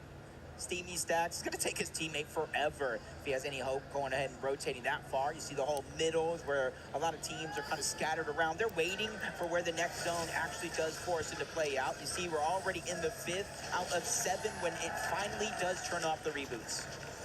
Tough time there, though, for Darm and Demish. This game has not gone super swimmingly, but thankfully the rest of the day has. So Neck won't have too much to panic about watching his Polish boys at work, because whether or not they get flim from the lobby early won't impact them too heavily. But for Gone, he's not looking to risk anything else. He knows Cringe, Volko, they're already finding a little bit of their groove after that last match, and clearly still ready to slide. Yeah, the blessing here, though, for Gone and Knight, they were the ones who just got caught off guard there in that situation, is Cringe and Volko already have full loadouts. So if you can figure out a way to get back here fresh off the reboot, you'll at least have some scraps rather than searching aimlessly for anything else. Khaled and Shari, 1 elimination so far, but they're the ones that are putting a little bit of pressure onto Izzy and Nosif. You see them immediately disengage onto the high ground. They want to put themselves in a much more confident fighting position. This is scary right now for Izzy and Nosif, but Khaled just folds immediately. Great collapse there from the Frenchies, but Izzy still so incredibly weak, doesn't have a real opportunity to try and pull that naked off. He's going to depend exclusively on Nosif to take up that bulk of the aggressive front, but he's also got to try and throw up builds. He needs a little bit of a separation layer, and Shari desperately trying to get inside of their box, but he knows just how weak Izzy truly is, but the moment might have just passed him by, because now he can recognize the third-party intervention. This is too risky to continue. Yep, has to be careful, though, because you're officially on a clock. A little over a minute until reboots turn off, but I think that's what M-Shari is trying to do, just trying to grab as many of those materials as possible. As much as the resports, Khaled comes back in, you see him going and dipping his toes in to grab that loadout on out of that box, and that was actually very, very good by M-Shari. He held it down, not only to keep Izzy and Nosif from pushing him, but getting his teammate a full loadout back. Oh boy. For Nosif, making sure that he was able to protect his duo Izzy there while he could actually have the opportunity to get his shield back online. Now that he's got those fully restored white HP 2, they are nestled into a decent position. Reboots. They don't need to overexpose just yet, especially knowing that there is at least one more duo in Cringe and Volko directly behind them. See, big part of the reason why they're continuing to just lurk about a little bit here. The ambush, probably not super likely, but also just after that early exit in the last lobby and watching as they immediately outside the top 6, they know that they can't afford to keep suffering early feelings. John going down just in time, by the way. A few seconds later, we would not see him return back into this game, but because he got eliminated before the reboot's disabled, we will see Darm at least one more time. Will he touch the ground? That's a whole different story. I'm not making any guarantees yet, but it does look like he finds his way back. So Darm and Demon's first place will remain intact in this game. Booga and Braids as well, notably because they are on the line. Oh, jeez. Zone low-key kind of saving Darm and Demish there, too, because normally you'd be a lot more exposed in that reboot sequence, but because they were able to hide off the side of that cliff face, good decisions. Whether or not they'll be able to actually find a way to bring themselves a little bit more favorably into this match, we'll have to wait and see. But right here, right now, Sky and Scroll ready to make their next move. Oberon hasn't exactly been the best place. It's been quite messy underneath, but front side of zone is definitely where they like to be. We did see in the feed, he cleaned up one elimination, whether it's his and Spooks or not, might be a whole nother question. You're seeing him trying to reap all that reward, all the fallen loot down below. Salvatore, you've seen, just using this opportunity to look back, trying to put shots on any struggling players, trying to make it to the front side of the zone. They know their position's already secured, along with Sky and Scroll. Everybody's just peeking, trying to make it that much harder for anybody to feel comfortable. That Sky still continuing to scope out anybody that might be flying overhead. Just how rapidly this lobby has dropped. We are now going to start seeing the beginning of placement points building up here, and Gone, unfortunately, has lost Knight. He doesn't have a whole lot left to work with, but enough material and builds to turn something out of nothing. Almost looks like he's playing with some sticks and stones here. One mini, one med kit. The launch pad is going to be a saving grace. Just need to figure out when and where he's going to throw that one out. As Darm and Demas see a full team fighting over towards the front side of zone. They have to go there anyway. And this is where they kind of take their time just a little bit, not rushing in any rash decisions. Sky and Scroll as well, shockwaves. We actually have 2 launch pads as well. This is going to be the first of those. Smart. They'll be able to avoid a lot of this chaos from the congestion that's already starting to pull up here. But Bugha needs to make sure that he can have the full duration of this medkit. He wants his life restored entirely. And not only that, T-Braves dropping the shield potion, making sure that they can try and get Bugha into a much healthier state to fight. Gone finally going to touch down from where he was last off in the sky. But for Darm, he's just got no Demish. Still, out of the 2, fragging potential is 100% always online for either of these Polish players here. And Darm just waiting for his perfect opportunity. Galley gonna realize there's somebody right behind me, but Darm, no boogeyman just yet. Won't be able to get the sneak opportunity. The fact that he didn't even get looked at there, but first and second place in this game left as solos. Izzy and No. Oh god, everybody's scattering around. Chaos is about to begin. The team that is hot on their heels has that much more pressure to deal with, and them, they're just taking Arm taking down Scroll. Not sure where Sky is at, but it was only a knock before it led to the elimination. He wasn't even able to get any of the loot, but it's not too much worry because he's still stacked as can be. It's a bit of a sore spot right now for Sky. You can see with that launchpad in his inventory, they clearly had intentions to try and avoid pressure from the lobby, and instead being left in an isolated position now, it's going to make it very complicated to deal with the teams on height. Anon and Basin, though, they have had quite a bumpy ride. 13 eliminations, still trying to get more, as Gone on his 3rd also, but all he wants is a little bit of a cap from the rest of the where the pressure is at, because he's just trying to yeah, just kind of make it brother, it's getting crazier. Take these opportunities while you can, and Shari's going to go down. Khaled's just trying to stay alive, but with 3 builds left, doesn't really have much to work with, but he does find a treasure trove underneath, and it's just simply loot, not no materials, so he's going to have to keep on looking. Bugha finds another elimination. That's 3 more points added to their total. Sky even deserving credit. It's a battle of solos here in this madness. But Gone still doing his best to fend for himself. Bugha unfortunately taken out. Braids now left. Really? He could choose to just try and ride out the storm here, but he knows there's just too many players surrounding him. He's got to have his pump at the ready. I just want to see something here right now. He'll be able to open up and edit, find a well-placed shot. That could save him so much time, but he's going to need the refresh too for material. But with so many medkits, he's going to opt just to play for a little bit of heal on and hope that he gets more placements out of it. Wants to dodge What the? So he's not live? Figures. Thought he was gonna watch his team. I guess he probably forgot. Oh jeez. Trying to escape, but he's just hot on his heels. Braids as well. Everybody bringing it to an end, and Nosif is going to go down. Braids is going to fall. This is pandemonium. One after the other, and it's Faded and Khan who are prospering entirely. It looks like everything has just gone completely right for these two. And for Oatly and Spooks, while their HP might look better faring than a lot of contenders here, Goofy, Z-Dog, also Oceana though, locking in top 5 at a bare minimum. Crucial points for the club championship. Hey, doing it again and again and again. Whether together or apart, they're figuring out a way to make it work. Oatley down below. OCE on OCE. Goofy's missing a couple shots. Crucial ones, might I add. But the angle comes in. The super kick from Oatley. Oh, jeez. They got eliminated. Wow. One of the only solos left in this game up until now. Z-Dog's gonna fall. Now Goofy joins that mix. And Goofy, he's got to ensure that these next couple of shots don't whip because Khan, Faded, they are incredibly healthy currently. The only thing they don't have, though, Jacob, is builds. Last of their flow very thin. They're going to start to drop. Goofy doesn't get the chance, though. There's no turning back. The soul is, no, this is a won that one.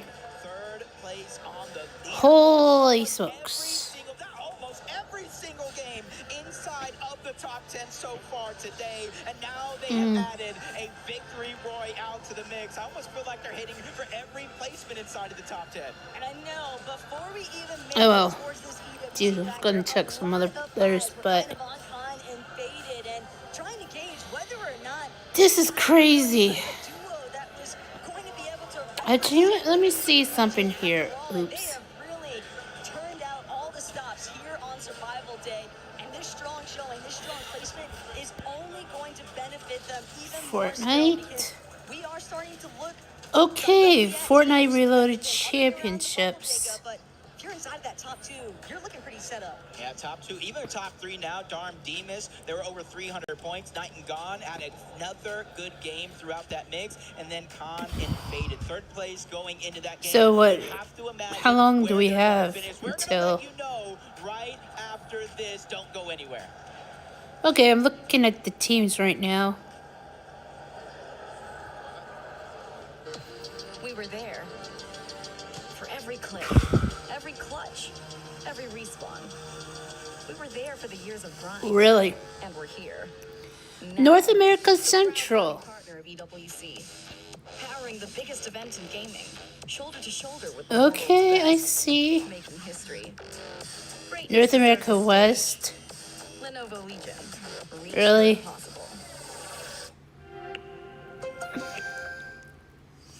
So we got 3 Zeta Division players.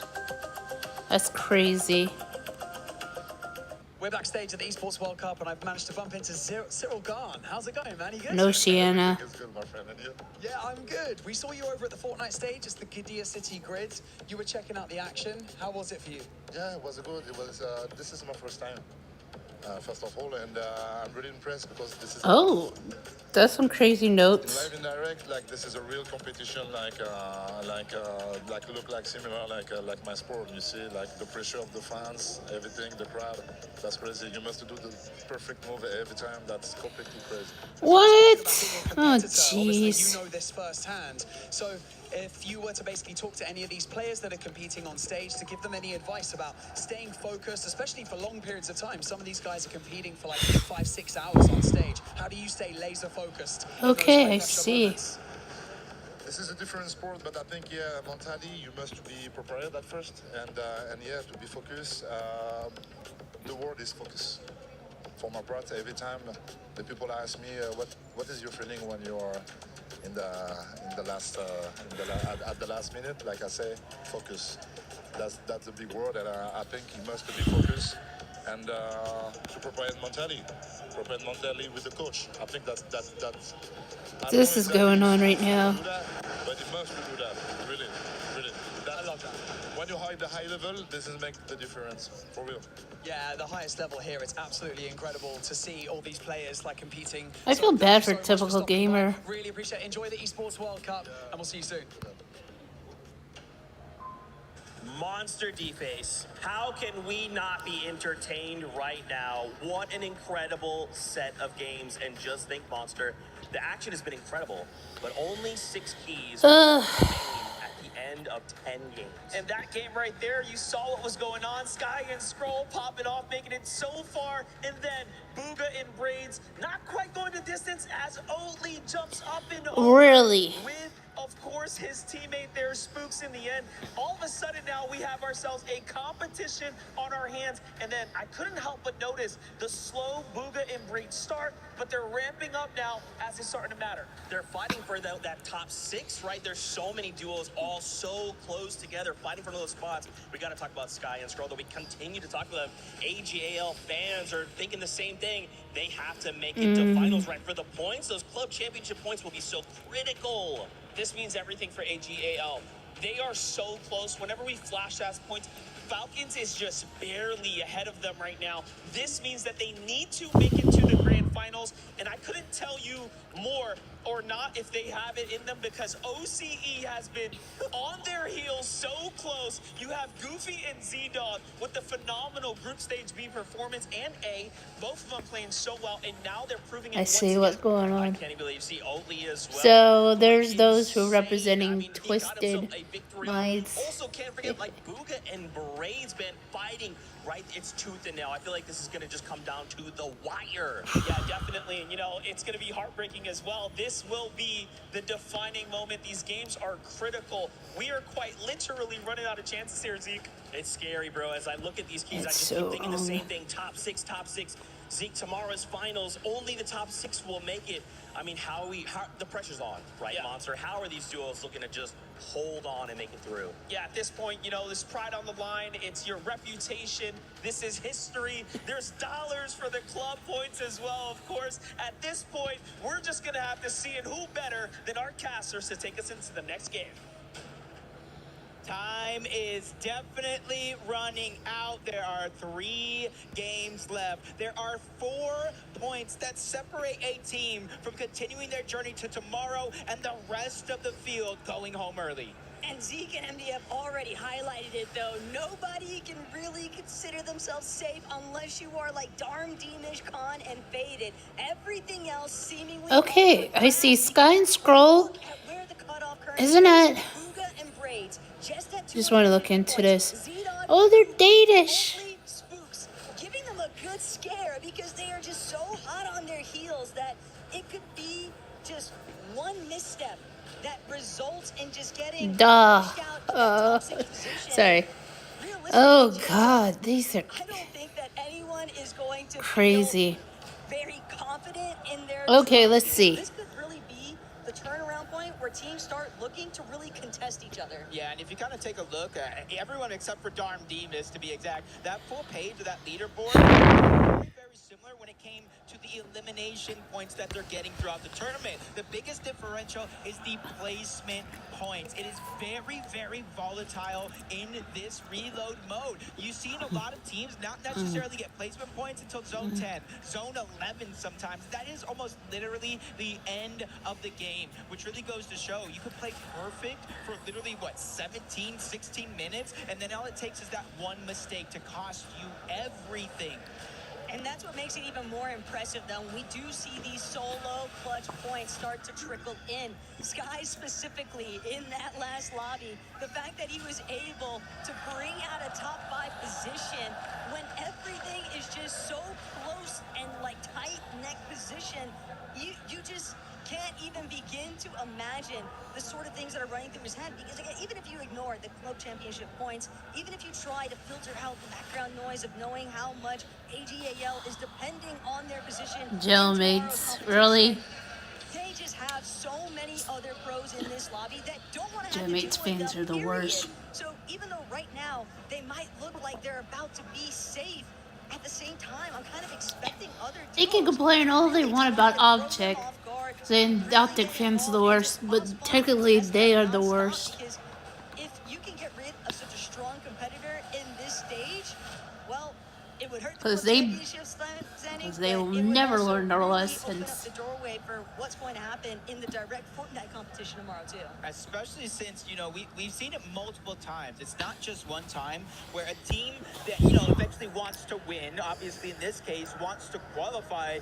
One of the things that they do is just hunt down that team that is in their way. It's a little bit harder here in reload because the respawns, the 12 seconds, and when you get knocks, when you get elims or even full wipes, lives. It kind of takes that timer down even quicker, but we could potentially see it. Imagine these Spooks right now, they're 8th place, 222. They take down Z-Dog Goofy, they find Booga and Braids, so even if they might not necessarily punch their ticket with a victory royale, they're closing Yeah, sit down, gentle mate fan. Just seemingly so dicey. Ay, ay, ay. We saw just how active Steamy Stacks was. It looked a bit like evil Fortnite even at the beginning. But Anon, think about what they were able to accomplish and how many eliminations they were able to kickstart that game with. And it's all just these big leaps that can take place. Sorry, guys, had to see that. Some really strong elimination matches, but you just gotta dig so deep currently if you are in one of these seats right now for the players. And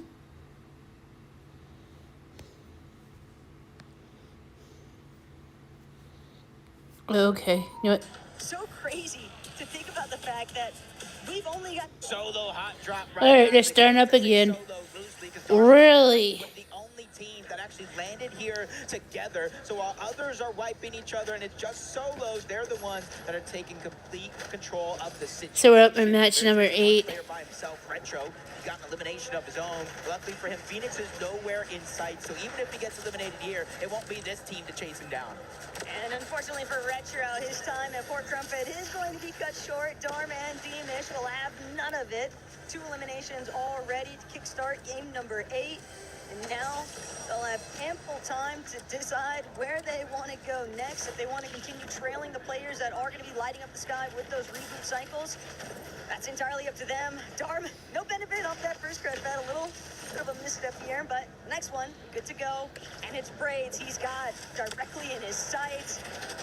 No pressure relief whatsoever. Tough spot to be in for Booga and Braids. Yeah, sometimes you think, let's just go to the outskirts. Let's go to the farthest point. And honestly, let's go below the mountain range, but that's just a good line of sight from Darm and Demish, able to take him down, chase him down even. Make sure they clear the top side of their map. Con and Faded. Talk about this team definitely does have it. They got that first place in that last game. They got multiple 4th place. They got a 2nd place, 6th place, 7th place. What the heck? The skipper, he's just trying to survive on the island. They are just so far gone, though, Jacob. What the heck? Booga is far from the island? Oh my god. What the freak? Yo, prayers to Booga. Getting his butt back into the island is gonna be really hard. I can't believe they just... What the heck just happened? Did they just, like, didn't go down? Swim their way to safety, but for Salva, Yasin on the edge of the map currently. Oh my god, I can't believe that was something very funny as heck. How did Booga and his duo landed outside of the island? Those boys better start swimming so fast before the storm comes. Oh my god, that's hilarious. Finally been spotted out. Yasin and Salvatore, they're getting pushed as well. These are teams, Taco, that are inside of the bubble, and that's just trying to take out one. A narrow miss, not a full shot. This is embarrassing. Yo, can we get ourselves a Booga status, please? My god. I can't stop laughing. It's what they just showed. In all of this mess. There's only one player not looking to move in the slightest, and it is Booga just sitting still, hiding away, out of sight, out of mind. Please don't realize I'm right next to you as Anon. Wait, he's still not out of the order? Wait, what? I'm so confused. Wait, I think I saw his name. Trying to reconsider if this is really the juice that they want to try and squeeze here, but it seems like they're feeling it. Healthy enough, too, to keep this action rolling. Gotta be careful. Dropping down, going after the chase. But that's inching closer and closer to Booga down below. Don't know where Braids is at. Oh, okay, Booga's back onto the island. Then he has a gun and... Oh no, his teammate, where the heck did he go? 5 here. It's really up to Braids in this situation, but this might actually end up being a blessing for Booga, because FaZe and Anon have just cleared out everybody for here as of now. So when they finally rotate away to try to look for more eliminations, all those are going to be left over for Booga himself. Just scary stuff there. And Nan is going after him. But man, Izzy, what a shot. Great knock there initially, and Anon and Vazen, you already called it, Jacob. It seems like they're content. They don't think there's anybody else left over from where that last little fight took place, so they'll take their bag and immediately begin their departure. Where to next? But for Booga, that was still so much time to commit to in the early game phases. They are going to miss out on some early elimination opportunities. Oh, yeah, everybody's in the storm. What is wrong with everybody today? It's just such a dangerous game to play. Yeah, putting a lot of pressure on you to have a good placing game. Half of the points are top 6. Everybody needs to get out of the storm immediately. After that, inside of the top 5, Dharm and Deemish, 369 plus points and counting. They're after Sky, they're after Scroll. This is AGAL with their backs up against the wall here in this 8th game. Does look like Scroll continuing to try to create distance. Sky is going to be nearby. Barrel's trying to get the shield and HP back on up. But he realizes he's in a position so he can't necessarily help his teammate. The problem right now, Deemish and Dharm. Fortunately, Wait. Where are we right now? Won't continue to get chased too heavily just yet, but at the same time, they're not out of the thick of it just yet. Z-Dog, Goofy also nearby.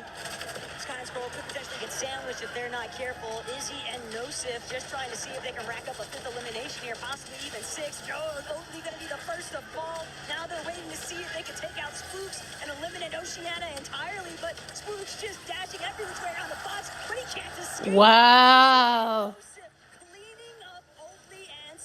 That was 8th place versus 9th place, and Izzy and Nosif took him out. They tie him up overall on the leaderboard, but they still now have to go on the chase. Z-Dog, Goofy, probably their next targets. Wait, hold up. I think I know something. Of course, I forgot something's been going wrong. Let's see. Retro, almost scaring me there for a moment. Fall damage was looking real, but he's able to stay alive even with his teammate going down. That pump shot definitely saving his life currently, but Khan potentially hoping to get a little bit of revenge here for his duo. Retro goes up, and it's Khan who...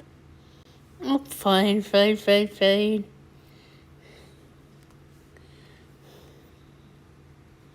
a nice little defensive effort, though. Out of Retro. It's just unfortunate stuff for NAS that... Nah, I'm gonna do it later.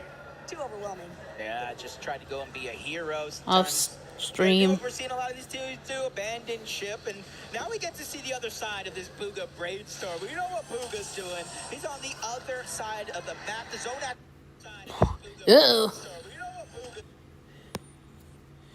Oh, what the heck did I do? Oh, jeez. The impossible doesn't happen. There we go. It happens in the hours nobody sees. It starts with a thought that turns into a dream. Actually, I'm gonna do something. Let me look at the map feed. Okay. I just want to give myself. So these are the teams who are last left. Okay, I see.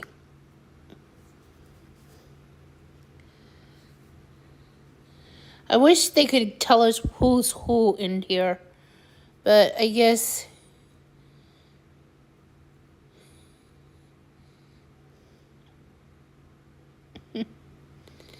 Oh boy. So yeah, this is gonna get crazy. Alright, let's get back to this. To get out while we still can. Ooh, nice shot from Izzy. On a Dharm. On the Deemish, just making sure to take down... Alright. Get 3 more points for the total. Don't always have to go for a wipe, but as you can see, top 16 teams remain. One more team going down here will mean placement points will start to set in and cascade more and more for each and every team that does fall from there on out. But we knew early on in this game, Taco, that the zone was pulling far on over towards the west. So for Izzy and Nosif, getting these eliminations deep into the zone is helping because it's keeping them siphoned, not having to utilize their resources for medkits, and that way they can rotate the zone with relatively no stress. And the other benefit, too, for Izzy and Nosif is that fourth place on the leaderboard, Yasin and Salva, they've already been fully eliminated. So that is going to be a primo chance now for those two to just continue to climb, knowing that two direct competitors in placements above them have been wiped from the lobby. They just got to keep trekking forward, one step after the next. As Khan faded, they have the luxury of knowing that they're a bit more secure in their leaderboard standing, so they're just going to play to their usual standards that they've been following all tourney long here today. So like a lot of players are feeling that pressure. It's almost like mental gymnastics when you're on top side of the leaderboard. Do I continue to do what got me this far, or do I try Oh, I see what's going on. and not take those big risks? Braids and Booga got help. Braids actually rotating towards the north, Steamy stacks. He's trying to get a lot of that extra loot. We do know there's vending machines nearby. As long as they have the gold, definitely not going to be too pressed to try to make their way on out, or at least not just yet. Problem for Puka and Braids, though, is that they keep having to reboot one after the other, and not only that, but they're more so trapped. It feels like they're hostages at Steamy Stacks, especially with two other teams, a little bit more center position, kind of holding them at bay, and they're not the only ones getting held back by the lobby right now. Sky, Scroll, all eyes on you, and not for the right reasons. Izzy and Nosif trying to see if they can take out even more of their competitors, and of course, with Khaled and Shari also applying the pressure, the builds are just getting burnt thin at such a fast rate here. Sky and Scroll are forced to fall back even further towards that edge of zone, and that's going to put them in a rather exposed position because A, they've still got to try and make it in, but B, there's other teams trickling in behind them. Yeah, just making it hard for them to try to survive. Gap goes there on the other side. Sky actually going full aggressive, knowing that Scroll is there to back him up. Instead of just using the med kit to try to push another player off their position. Panzer, Yapko actually run into Booga. Reboot's about to end. Reboots are about to turn off. Booga, no! This is the 4-point lead. This is the team in 6th place, and now it's all up to Braids. The only Braids have to go rescue his teammate. 15, so it might only be 3, but something. Uh-oh! Oh! Oh my god, that's wild. Immediately picking him off. And a big punish potentially, but a most definite shakeup going to take place after this lobby, depending on what happens next. And all I can think about is Izzy and Nosif with 7 eliminations already. Booga and Braids were initially the duo to shove them just outside of that top 6 contention point, and now they might be able to get their lick back in this game. It is definitely going to be their best chance. Not only Booga and Braids, but some other competition like Oatly and Spooks are already out of the way. But it's not just Izzy and Nosif that have been progressively climbing up that leaderboard. Khaled and Chari as well. They have a good shot, sitting in 11th place so far. 209 points. Definitely going to need to step it up, but anything is definitely possible. Khan and Faded, they're looking up towards the high ground. Anon and Vazen, they're the ones in the line of sight. But this is where you got to realize, can't bite off more than you can chew. Any one of these one moments, they're going from one target to the next, just trying to hunt to see who makes a mistake that they can capitalize on. But if anything, Khan and Faded have certainly proven that they've got a lot of bite behind their bargain. Well, Izzy knows it. Reviewing back to whether or not these two are going to be able to find yet another elimination. All depends on Sky and Scroll even letting them into a safe spot to begin with. These guys are just applying steady pressure, making sure to stay low. No one else really able to get good shots in, but Izzy and Nosif not getting a taste of their own medicine even. Think about what was happening against the likes of Sky and Scroll earlier, and now they're on the receiving end of it. I'm not sure if this is calculated by Sky and Scroll, but they took down Booga and Braids, or helped that be a possibility. They're pressuring Izzy and Nosif, and the reason why that's important, because those are the closest teams that could pass them up on the leaderboard, as Panzer continues to steamroll here in this game, along with Yapko. They take down another team up above. Gone feeling the same pain. It's Izzy and Nosif's world, though. We're just living in it. And Izzy and Nosif, they are certainly feeling themselves right now. But Goofy, Z-Dog, No. they managed to overtake it. 264 points. That's going to put Booga and Briggs just outside. So top 6 still most certainly up for grabs here. And Sky has a solo yet again. 9 builds left to his name and just dwindling at such a rapid rate. He's going to have to find an elimination. He needs to heal. Hopefully another player just a little bit more injured. Knight just on the other side of his wall. Same intentions though, but for Knight, much better positioning in terms of points. Much less pressure that he's feeling. He's even looking up, seeing what's going down. Full team trying to pressure. It might not be something he wants to get his hands full with just yet, but Sky being by himself, not only playing for his teammate Sky, not only playing for their coach, but playing for AGAL, the club championship. And he has no builds left, essentially looking for a miracle. Faded, I do believe he might be by himself as well. That could be an opportunity for him, but he's perking back. Izzy and Nosif, they have the numbers, but Scott, you have the time. He's got the audio cues, but the moment that he looks one way, immediately faded. Damn!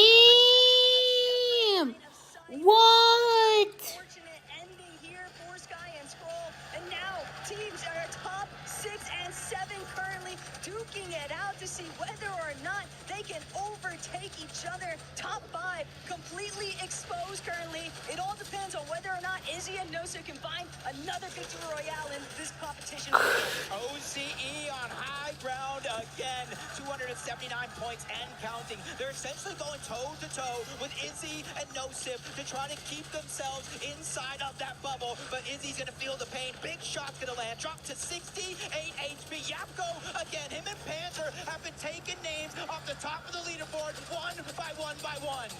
But it's Z-Dog and Goofy who are quite literally at the top of this lobby. Oh. But Izzy, he loses Nosif. He'll at least get the clean exchange here. That elimination onto Yapko. The siphon back to back. PH Sin has fallen. And just like that, every bit of material you could possibly want or need to keep Izzy targeting forward. But the max pulls, Jacob, they're just so vicious for everyone. And right now, Izzy's 10 elimination solo run still has over 200 mats, trying to stay ahead of the zone, looking back at the Toyota, but he's going to grapple his way to safety. Down below, ruin his duo. Zeta Division's eliminated? Oh boy. Oh. Bro is crazy.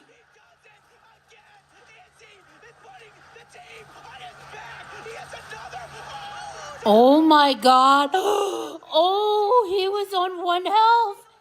He's got way too much going in the tank. This is everything right now. Izzy versus JFT Z-Dog. Izzy versus Z-Dog. Who's gonna get it? Oh my god, this is brutal.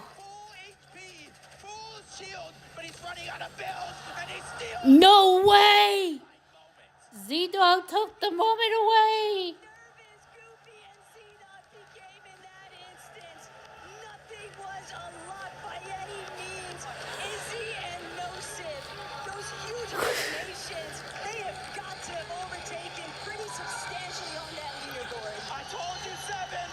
I told you the players are not the only ones feeling this pressure. I feel like every single moment, every single tournament that we play, there's always one of these moments where we just watch it.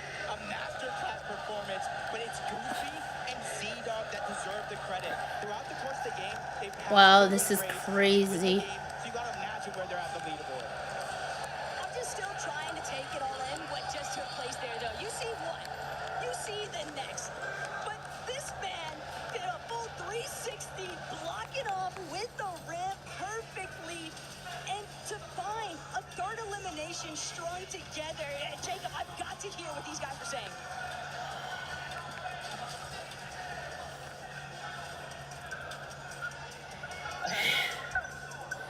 That's wild. Izzy got robbed by Z-Dog. How many mats do you give him? Like 100. Nice, Calm, cool, collected I'm not even sure they realize winning that game puts them inside of the bubble. It's just Goofy was almost at the same level of disbelief as us, Jacob. 1 HP. 1 HP for Izzy, and he was still able to make it happen. That is a whole different kind of flow state that we have seen on today's competition. My head exploded. My head This is so absolutely wild. exploded, though, after that game. It was just madness from Izzy and Nosif. And, dude, Izzy, that's what I was saying. These guys, from the start of the year till now, 2026 is something I coined is the year of the underdogs. And so far, it's staying true. It started at the Summit land, and the journey is continuing here at EWC for these two. They have been on an absolute Jeez, this is tearaway, wild. and I am so worried for everyone else in this competition, because if these are the types of matchups that they're going to have to line up against in the final hour, these next two games, Jacob, are just going to be so volatile, so unpredictable. So we got 2 more games left, really? Yeah, and it's for Izzy and Nosif, like Izzy's particularly, every single elim he got, obviously I was waiting, but the crowd was going ballistic. This is a moment I feel like he will remember for the rest of his life, rightfully so. But man, this tournament is just, it's a pleasant surprise in terms of how close everything actually is. Just unreal scenes. How do you even hold your nerve in that kind of circumstance? Jacob, we've still got to take a second here and think about what we even want to say, but I know Zeke's got plenty of words on the scene. Dang.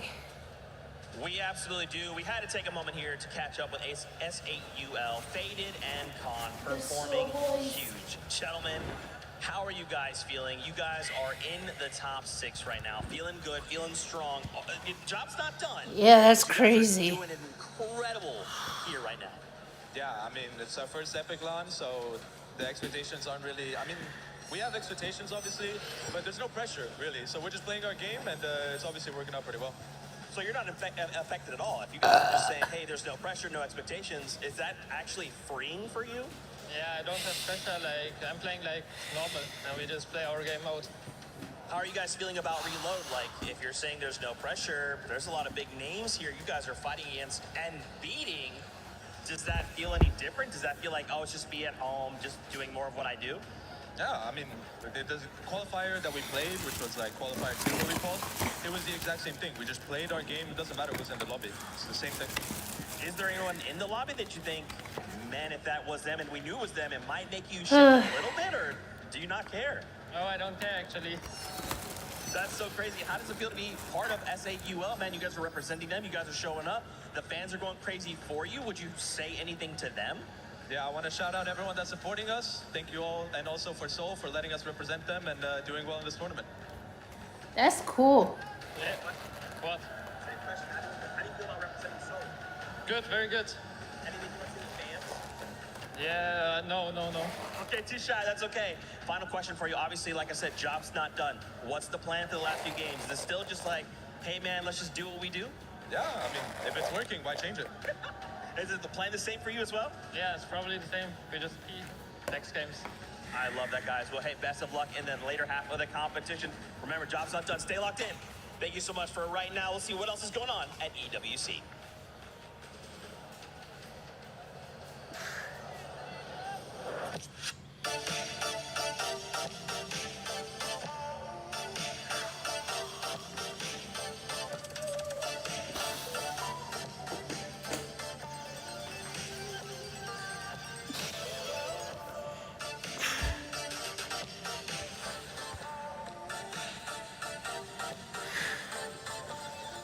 It's crazy. Son? No, not son. Fuck, I'm gonna do it again. 1, 2, 3. And I'm a... The impossible doesn't happen overnight. Yeah, I love the It advertisement. happens in the hours. That was disaster waiting. That turns into a dream. Reach your impossible.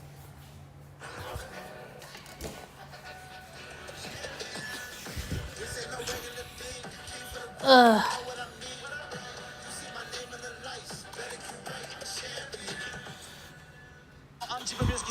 Fortnite du coup quand tu vois les games ou ça va trop vite? Oh, complètement, j'arrive mieux à comprendre les heures que mon fils passe à jouer à ce jeu. Et je trouve que c'est So weird. pour me rendre compte de tout ça exactement. So I asked him if he understands better and better the game after the games goes, and he's like, yeah, I actually got it really better game after game, and I now know what my son puts so much and effort in these games because it looks pretty impressive. Théo, petite question, toi tu joues beaucoup à Fortnite, c'est un jeu sur lequel tu es assez fort. T'en es où pour l'instant de ton niveau de jeu? Et là, ta journée aujourd'hui, est-ce que toi aussi, c'est un de tes premiers events e-sport? Ouais, c'est un de mes premiers événements e-sport et voilà. T'as un bon niveau sur le jeu? Ouais, pas mal. Tu saurais dire combien t'as mis d'heures sur le jeu ou... Non, je sais pas trop. Okay, so I asked him, like, is this his first event e-sport as well? He said yes. Did he play a lot of Fortnite before? He said yes, of course. And how many hours did you put? And he's like, I can count, so I don't know. Maintenant, est-ce que ça fait plaisir de partager ce moment avec ton père, du coup, de pouvoir justement présenter lui? Pour une fois, c'est toi qui lui apprends des trucs un peu. Ouais, ça fait super plaisir. So I asked him, like, is this a good feeling for you to help your father to understand your games now? Because he's here today and he come with you. And he said, yeah, it's really cool. And for first time, it's me explaining him something and not the opposite. Goofy and Sea-Dog are able to get that victory royale. But ladies and gentlemen, it's all about easy with the clutch, because that was the clutch. And then, am I seeing this right? Like, he left us. That's wait. No way. What? You're supposed to be over here. No, What a trolls. I mean, my goodness. You hear now, and we're going to be screaming on this desk right now. Izzy and Nosov absolutely crazy, going on a tear as a solo clutch. And we all thought it was done. We all thought he was over. He literally was down to 1 HP and still able to clutch it out. Minnie, welcome to the desk. How you liking it? I mean, I'm loving it. The vibes are great. Can we have a desk like this every time? I mean, we got fans behind. We got Vivid as well. Oh, I mean, that end game is worth it. Izzy, I genuinely thought with that momentum that he was getting towards the end there, he was going to do it. It was like, yeah, everything was against him. The odds are against him. But it's Izzy. He's in that situation, and he just couldn't quite make it happen. Now, win or not, that's one of the greatest clutches in Fortnite history. I mean, on stage, Match ranking. you rarely see a player Really? handily decide, I am not done in this game. I'm taking down anyone in front of him. The amount of times he's in front of a duo where you're like, there's two people in his box. I mean, how on earth does he come out of these on top? A phenomenal performance, one of the best. I see. Foot esports is in fourth? Bro, they better bring it. Like we see, the energy needs to be bring. I'm just happy we finally got a chance to see it from some of these players that actually needed to do it, right? Especially from this duo, because with that performance, once we end up seeing the overall, they might end up jumping all the way into top 6, which top 6 are going to get a chance to go to the match point finals. Talking about a duo that's actually not here on the first page, Minnie, I want to go with you, actually, because we saw this from the get-go, too. And it's none other than Booga and Braids. It seems like they were just playing too passive. They did come into this match in the top 6. But I don't think that's going to be the case after this one. Yeah, they needed to hang on in that game, and they couldn't do it, really. We thought they were sort of cooking up a really interesting strat. They were all the way out in the water. I thought, yeah, maybe this is their time to really have a good game, but I want to look at these highlights. Izzy solo clutch, endgame highlights in general, but it's all about the main man, Izzy. I mean, you could just tell that everyone right now is desperate. Everyone's trying to make a play. We can no longer have these safe, low elimination games. People need to be playing out of their mind if they want to get these coveted elimination points. That's 4 points per. Who cares about the win if you're able to get 30 points from just eliminations, Levin? I mean, when he was in some of these moments, you're sort of looking at it and thinking, eventually, surely someone's going to get. This one here was just disgusting, unbelievable. 1 HP and a dream, and I mean, sometimes you just get a player who just is in flow state. Nothing can stop them, and that is what we saw there. Also, big shout outs to Z-Dog. He actually won the game, and I feel like we're kind of foregoing that right now. It's obvious when you have such an incredible moment like that you do have to look to Izzy for that incredible solo clutch. But Z-Dog, representing the OCE region, definitely showing that he deserves to be up here as well. So we got to give him some praise. Well, it was funny, actually. Yeah, I'm like, what the heck, man? They won a game, so I reckon they've got a few tips how to play that height effectively. I think it was after game 5, wasn't it, that Oatley and Spooks ended up winning. So a little bit of OCE friendship right there. Really happy for those guys because they're a team that did really well in the groups. Weird.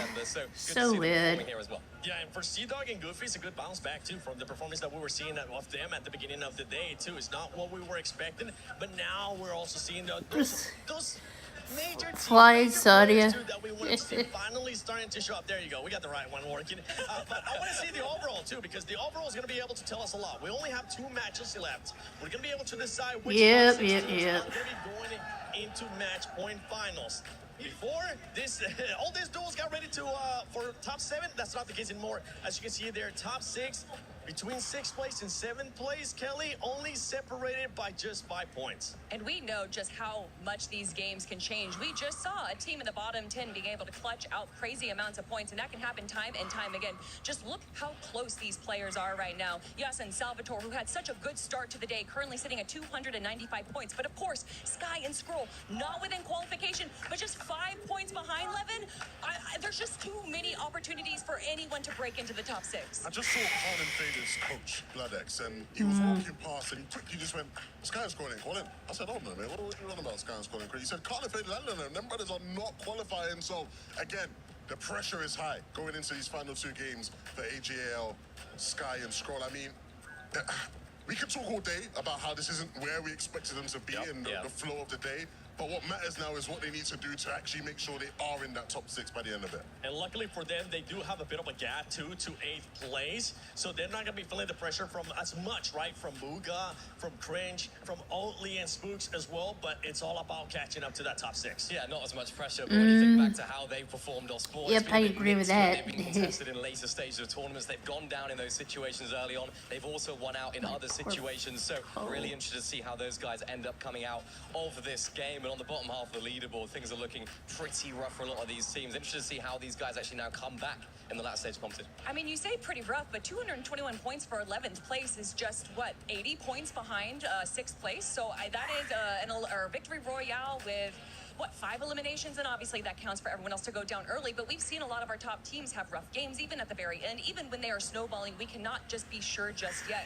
So, although I don't know if it's necessarily likely that any of these teams in the second page are going to get into the top 6, I wouldn't say that it is impossible. I was looking at one team that you actually brought up earlier, Levin, and it's none other than Geekay with Japco and Panzer. They're at 183 points, and talking about the points and everything that's going on right with the top 6. Top 6 right now is 295. We've seen duos being able to get 100+ points, and they've been able to bounce back too. Remember, first time we talked about them today was because they were at the bottom of the leaderboard. Do you believe that this squad, that this duo might have what it takes to actually jump up that leaderboard? Do I think these guys can almost do a Dharma Demish of yesterday where they get like an 18 bomb? Probably not. Fair enough. I think it's fair enough too, especially with only 2 games to go, right? What is one duo that you're currently looking at and you're wondering, okay, this is what they need to do to make it in the top 6 that are inside the top 6? I mean, Sky and Scroll, just win the off spawn. If they are going to get contested right now, make sure you don't go down early, because not only is it important for them, it's important for AGAL as well. The door is open for them overall in the club championship standings. Yeah. Sky and Scroll, you got to make it happen. Booga, Braids, I talked to you guys at the start of the day. You guys are close. We know that you can do it. We know that the Lion might be sleeping right now, but once he wakes up, he will be roaring. And of course, currently sitting in 8th place, he is just a few points behind him. And Braids have proven themselves time and time again, getting the last spot to EWC Reload Elite Series, and they do not want their run to end here, to end now. And I don't think it will. Yasin and Salvatore. Unconventional. I'm not finding myself speaking to Middle East duos often, but this is a team who has been so impressive today. Don't slip at the final hurdle. Continue to prove people that your region is worthy of the spots. Hold on in these last couple games. For all these players, it's not the time to hide. It's the time for you to shine, as we're going to be heading into the final 2 matches of survival stage here at Fortnite Reload Championship at EWC 26. Taco, Jacob, it's about to get intense. It's already been so intense, too. That's the craziest part to think about. But I love how the analysts were able to just really touch on the fact, Jacob, that these teams that are currently sitting in that 7th and 8th position, specifically Sky and Scroll, they know what it's like to be in these types of kind of choke points. And they've been contested before. When everything was on the line, when it really came down to the wire and they had their mettle tested, they were able to overcome and overtake in Majors 1 and Major 2. All of those experiences, though, from their first 2 majors of the year, culminating into this moment, because you have to anticipate that they are likely going to be contested off spawn. They are likely going to try and be chased down by other duos that don't want them to make it through into tomorrow's competition. And for a team like Yasin and Salva, Yep, I they can just have to understand that. overcome every obstacle in their way. Yeah, it's not going to be easy. Even Braids getting taken down right out of the gates. Booga being left by himself, something that we saw at the start of that last game. And it wasn't even necessarily them going down. It was the moving zones that caught him off guard. Retro down below, great damage onto Spooks, trying to go for the elimination, but big shots. It's going to take him down. That's going to be a big knock.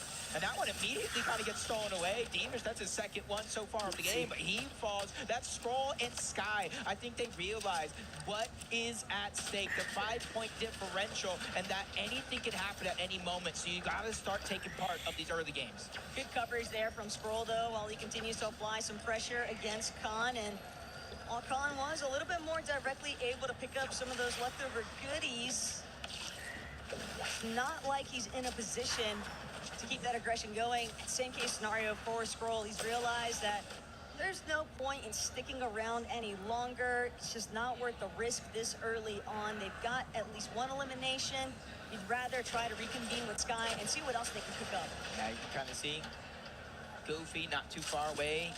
The Sin and Salvatore, it almost seems like they're preparing some sort of crash pad play. Goofy's going for the initial lurk. Not sure if he got spotted out, but you know he's close the distance. He made it inside of the building, unspotted so far. Yassine still hasn't gotten the memo up until now. Goofy goes for a shot, but he misses that opportunity. Both teammates trying to crash to make sure that they have their teammates back, but Sea-Dog gets there first. He gets that first shot, making sure Salvatore cannot return to save the day. Okay, Yasin eliminated, that's fine. You can still reboot. Just don't let the panic start to consume you, because it can be tough getting outside of your own head in these circumstances when you are starting to really feel the pressure of the lobby closing in on you.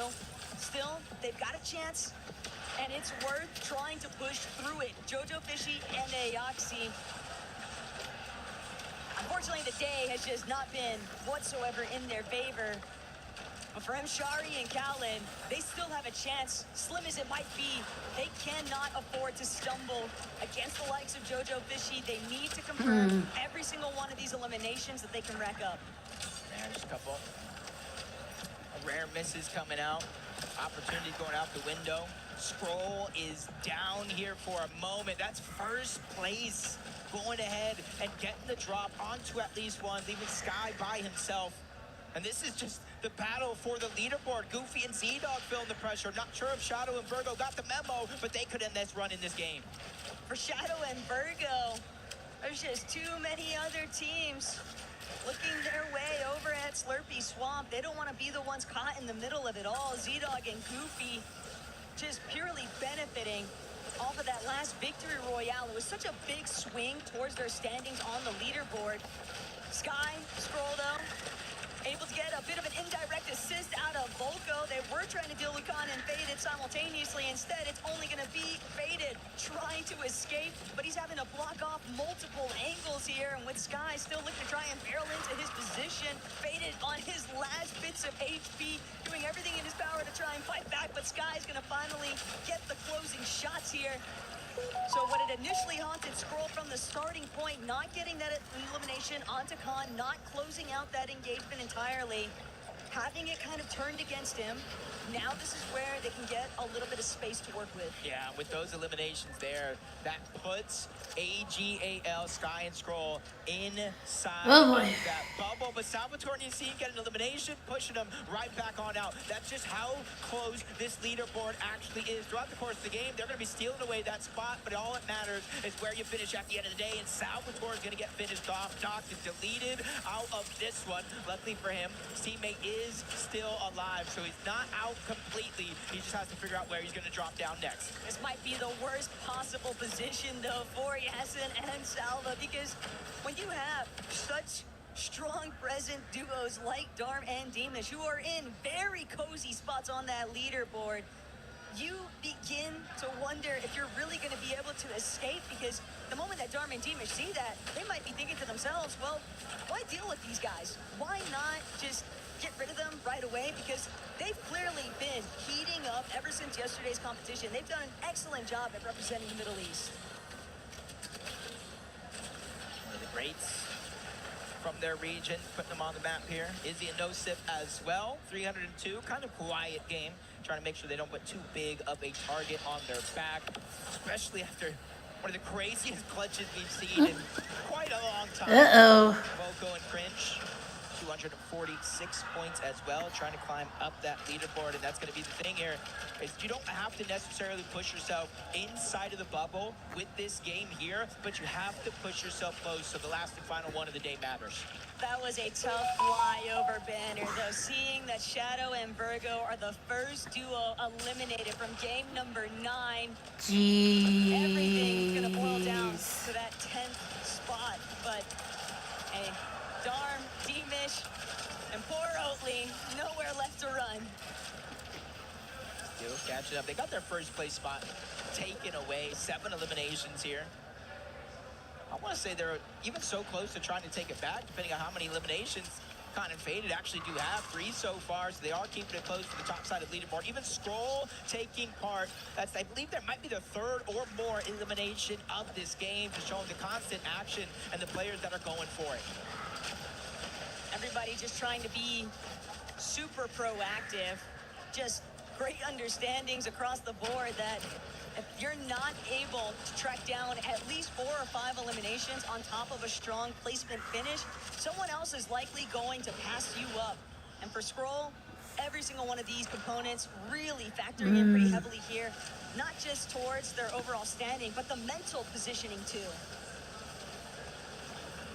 Saw that replay of the elimination to Retro. Phoenix still up. He's towards the outside of the scene. And Salvatore still here towards the backside of the zone. In Slurpee Swamp, like you said in a few games before, there's so many extra heals. You can basically take your time. Izzy Nosip, did see them get elimination in the feed, but you can see Izzy kind of the scratches are feeling deep here on this one. Nosip not able to crash pad on out, realizing Izzy is in complete danger. He might not necessarily try to drop down and be the hero, but he is lurking around to at least throw a punch their way. Khaled gonna become the new target though for Anon and Basin, so Nosip will be able to provide some coverage. But at the same time, Anon and Basin could still pose a pretty big threat here, and for Izzy and Nosip, they have already suffered early elimination status. This is getting so brutal. Lobbies. And after just having broken into that top 6, they do not want to experience what it's like having to sit and wait, figure out where your standing is actually going to measure up by the end of the lobby, and then depend exclusively on that game 10 performance. See the leaderboard on the side. 6th place is where you want to be when the day is over. That is AGAL, Sky, and Scroll. 299 points. Salvatore Yassine, 1 point away, 298. And then Booga and Braids, that at 1 point in this tournament, we're inside of the top 6, 253. Obviously from there, that's where the gap does open up, 7th and 8th place. But if you have that Izzy and Nosif type performance, that Darm and Deemish type performance, it is almost no worries to bring it to the last game and give yourself a chance. I'm gonna keep it a stack with you though, Jacob. Asking anybody to do what Izzy just actually accomplished, I don't know, that's asking for a lot. But poor Yasin just continuing to get picked apart here by Deemish and Darm. They are just like hawking them down every single corner, not allowing any kind of a safety net to be provided at Slurpee Swamp, even with Yasin and Salva sticking around, trying to play through the storm, hoping that eventually Deemish and Darm are gonna bail out of dodge, and it's just not going to be the case. And for Booga, Braids, Zedon, Goofy just overhead. A lot of problems looming right now. Yeah, I think it's too risky to try to go for a fight. We are in the 5th zone, moving into the 6th. One more, reboots will turn off. But that is kind of the direct competition right up above them. Z-Dog, Goofy, 3rd place, 330 points. So Booga and Braids might need to start looking for eliminations here, unless they're hoping to stay consistent in back-to-back games. Going in night, glad that we're getting a nice little opportunity to check in what Zillion Boys been up to, but Darm and Deemish going to preoccupy the space instead as Aoxy eliminated one more time. Just brutal fixations here out of Dharma and Demish. It seems like they were not content with watching Khan and Faded overthrow them in that first place position, and they are immediately trying to make up for lost time here. 10 eliminations already, 30 points alone, just off the starting phase of this match. And for Khan and Faded, they're trying to match the pace, but it's just not easy. Dharma and Demon put such a firm grasp on these teams. They're getting smothered over towards the center of the map. Yeah, they're literally closing Okay. before placement points even start to set in. Through eliminations alone, 30 points with those 10 eliminations for Dharma Demish. And you see them kind of rotating towards the side. We are in the 6th zone. Now would be disastrous to go down. You will be able to get rebooted back in the game, but where will you land? What loadout will you have? Is going to be a whole nother question. Sky and Scroll in the distance. Booga and Braids, I talked about them, already positioned themselves relatively early inside of this zone. And so far, it is working out in terms of placement. Loadouts, though, a little bit tough, a little bit harder to work with, but they can at least take their time. They've got a good indication of where the rest of the lobby is sort of sizing up, and well, they're just going to be hoping for a favorable pull here as Oatley dropping in hot. Uh-oh. He'll be able to at least touch down. The problem is, look at what he's in between. Two completely healthy teams, and they won't have any issues whatsoever with wiping him out yet again. I'm just thinking, did he go on respawn fast enough? That's going to be the biggest question. It was literally seconds there that he did have an opportunity. And I do believe the answer to that is yes. Oakley back into the game, but for how long? Might be another question. Deepish getting one. Faded trying to keep up. They're trailing roughly 5 eliminations or so to Dartmouth Deemish, who are now on 12 eliminations, continuing to light up the leaderboard, and it's making it easier for them to catch up to first place, because now Faded has just been eliminated by Phoenix and Retro. Khan gets his get back, getting one, but now at what cost? Because he's a solo. Can't help but think that Dartmouth Deemish are trying to beat their own record after yesterday. 18 might not have been enough. 12 already just tells me that they might be going for the full 20 or even better still. It's just a very tall ask though right now. We're baited to continue holding down that #1 position. Either way, Sky and Scroll, they're finding a whole different type of demon here because they need every single point that they can acquire. They have to ensure that they are within that that's top 6. true. There is just so much riding on this competition. They cannot be eliminated. The club championship points being at stake. But for Yasin and Salva, they'll be happy to collect on that elimination towards Khan. And this is the team that we're watching on the line. 6th place for Yasin and Salvatore. Good elimination there. It's going to mean they can hold on to it just a little bit longer. But Dartmouth Deemish, a 13th elimination of this game. They already have the record for the weekend so far, and they're just trying to break it. Take away that first place spot. Sky and Scroll, though, a team that you do have to watch out for. Yeah, they're come playing on. right now to try to go ahead and put themselves inside of that bubble. 3 eliminations so far, doing a good job of closing that gap. But they still have more work to go because the placement points so far in this tournament have been the difference maker. But they did beat the rest of the pack towards that front side position. They are starting to open up a couple of edits here, trying to see whether or not they can actually convert a knock for an elimination along the way. And hey, they might just let Darman Deemish do all the dirty work for them. As long as they stay on that ultimate low ground, stick towards that front side position, they continue looking back at some of these teams that are just getting absolutely beaten up along the way. They're trying to rotate, but Darman Deemish just non-stop dropping bodies out of the sky. Yeah, you see Izzy and Nosif. They probably see the feed. They see what Darman Deemish is doing, so they're just trying to fall underneath the radar, not become a target by any means. Goofy and Z-Dog as well, 4 eliminations, trying to keep their top 3 spot intact with a good game here. Sky and Scroll continue to get aggressive. They're not playing for top 3, they're playing for top 6 as of now. You can see them and Yasin and Salvatore with eliminations, kind of stealing the spot away from each other as this game does continue to move on. Definitely going to need a refresh soon enough, though. The material count could be a bit healthier. As things start to really trickle in, frontside position, separating layers too. Looking down, they might be able to get an opening shot off onto either Toyota Yuma or Zidon Goofy, but Their intention is clear. It's just to stay one step ahead of everyone else and continue to lock down the front side. And even shockwaving into the same box, going into the zone because they're willing to sacrifice that HP to get themselves a good and safe spot.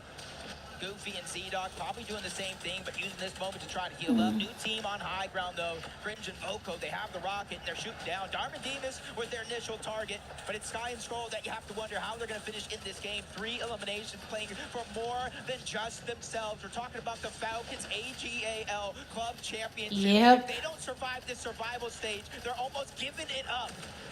It shouldn't be. Just waiting to see whether or not somebody else is going to end up dropping to where they were at. But for right here, right now, Demish and Darm looming overhead, continuing to pose such a big threat here. But it's Knight and Gone who have been eliminated. Come on, boys. That is inside Do that it. top 6. Do it. So, a little bit of cracks beginning to show in some of our competitors here, but for Darm and Demish, it is full steam ahead. Booga Braids doing what they can to muster up a little bit of that front side positioning, but Nosip and Izzy from the last teams you want to encounter right now with the way that they've been firing off, but still low on the material count. Salvatore goes down.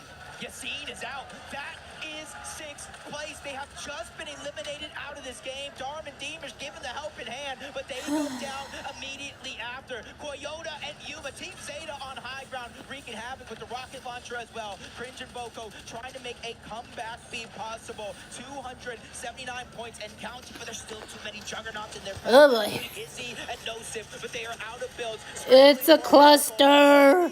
Freak. This is tragic right now for Izzy and Nosip. Just like that, their flame has been doused. But for Sky and Scroll, now contending with Booga and Braids. They're going to chunk out of each other, but Booga, Braids, they've got the advantage of staying nestled inside of their box. Sky trying to get aggressive. He doesn't have any materials left over whatsoever. Recognizes that Tollman is also all by himself, but Braids, Booga, they needed a big win. Sky has been taken out. AGAL will just have to watch on to see who's actually going to come out on top. All of their competition is already gone. More than half the placement points still left. Big Elim there underneath, but Bogon's going to get dropped. Top 3 performance so far has been secured, but Braids, the only solo left alive for his team. I believe it's Yuma on the other side is the other one with Koyota. The duo looking strong. Tamat on the other side. The inter-region battle here. Tamat hoping for a miracle. Both of them are just on slivers of HP, but no miracles today. Koyota and Yuma take the game. What? Oh my god, Zeta Division? Yuma and Koyota. Oh my god.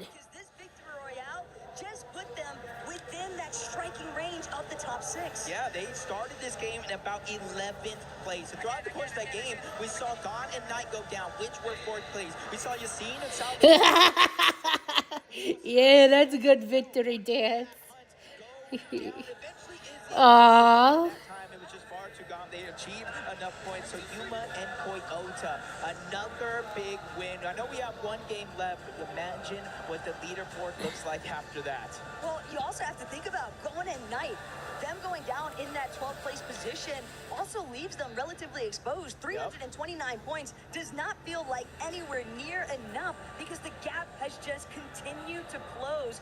Only teams that are realistically safe at this stage, looking at Khan and Faded, Darm and Demish, but everything else feels up for grabs because from Z-Dog and Goofy all the way down to where Booga and Braids are at, everything is just too close. The margin of error is just I swear, Zeta Division is nuts. For Yuma and Koyota, they were kind of struggling. They're trying to recreate their Brawl Stars World Championship, but Fortnite form. Which was good, showing that upward progression and then eventually continuing that trend with Unfortunately enough, though, the biggest downfall of that entire situation is they only got 4 eliminations, so only 12 actual elimination points, only 72 points to try to close that gap. But the most This is about to ridiculous get thing crazier. to think about right now is that we have 3 separate teams all tied up with the exact same amount of points. Sky and Scroll, Izzy and Nosif, Gone and Knight, all currently sitting at 329 points apiece. And when you think about the fact that they are our 4th through 6th place teams, Yasin and Salva just outside of that with 322. Cringe, Volko, Booga, Braids also tied up at 304. This last matchup is going to determine these teams' fates for tomorrow. Yeah, and I agree with you. I feel like only the top 3 are safe as of now. From what we've been witnessing, teams, even when you go down in 12th place, that's only 12 placement points. There is still 48 on the board, more than enough to close the gap at any turn. Tamat Mofu making it deep into that last game, trying to give himself a heroic one, which could, in theory, still be possible. They have to take out their closest competition and then maybe end with a certain number of eliminations. So it's a little bit out of their control, but still a possibility. Oh look, Zeta Division test their plushie out. So wait, let me look at this. The top. So we're going by this. Yeah, they need to score a lot of points.